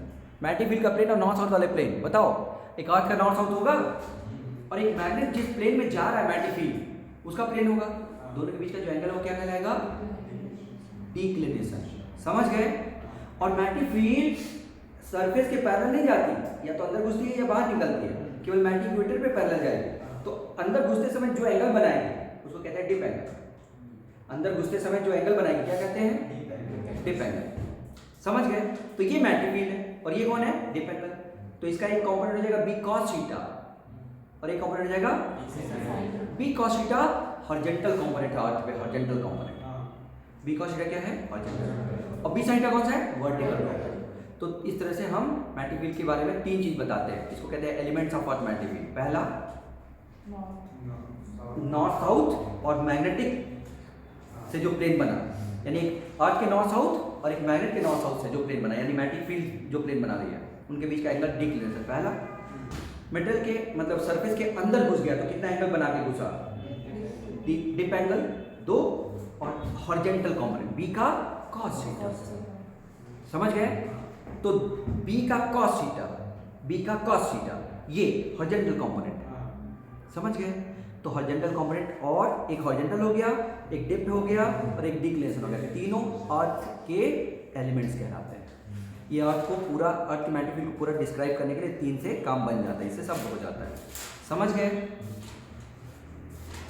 अब अगर तुम एक मैग्नेट को तुम लटकाओगे कहीं पे तो वो हॉरिजॉन्टल से जितना नीचे जाएगा यही वो एंगल है जो डिप एंगल बनाता है। कभी कभी बार मैग्नेट को लटका दोगे ना तो वो हॉरिजॉन्टल ही रहता, थोड़ा सा झुका रहता है। तो ये हॉरिजॉन्टल से जितना झुका रहता है उसको क्या कहते हैं, डिप एंगल। समझ गए? अब इसको इस प्लेन में ना करके कहीं और ले जाओगे तो जितना झुक जाएगा उसको एपरेंट डिप कहते हैं। यानी मैग्नेटिक मेरिडियन, मैग्नेटिक फील्ड की लाइन में रखोगे तब ये डिप एंगल कहलाएगा, और मैग्नेटिक फील्ड वाली लाइन में ना रख के कहीं और रखोगे तो एपरेंट डिप कहलाएगा। क्या कहलाएगा? और वो होता है tan of dip angle upon cos theta, ये एपरेंट डिप हो जाता है, tan dip dash. Apparent dip क्या है, मैग्नेटिक फील्ड वाली लाइन में रखोगे तो tan डेल्टा, और किसी और लाइन में रखोगे तो कोई और tan डेल्टा डैश, और कितना घुमा दिया ये, थीटा, तो उतना हो जाएगा। थीटा घुमाए तो उतना डिप एंगल हो जाएगा, tan डिप डैश। बाकी तुम पढ़ लेना, मैंने जल्दी जल्दी लास्ट वाला बता दिया, लास्ट वाला तुम देख लेना। सही है? तो थोड़ा सा मैग्नेटिक फील्ड के 2-4 रिजल्ट पढ़ लेना, मैंने पूरा लगभग करा दिया। ठीक, बस आज के लिए इतना ही। तुम्हारे में कितना आ रहा है वैसे?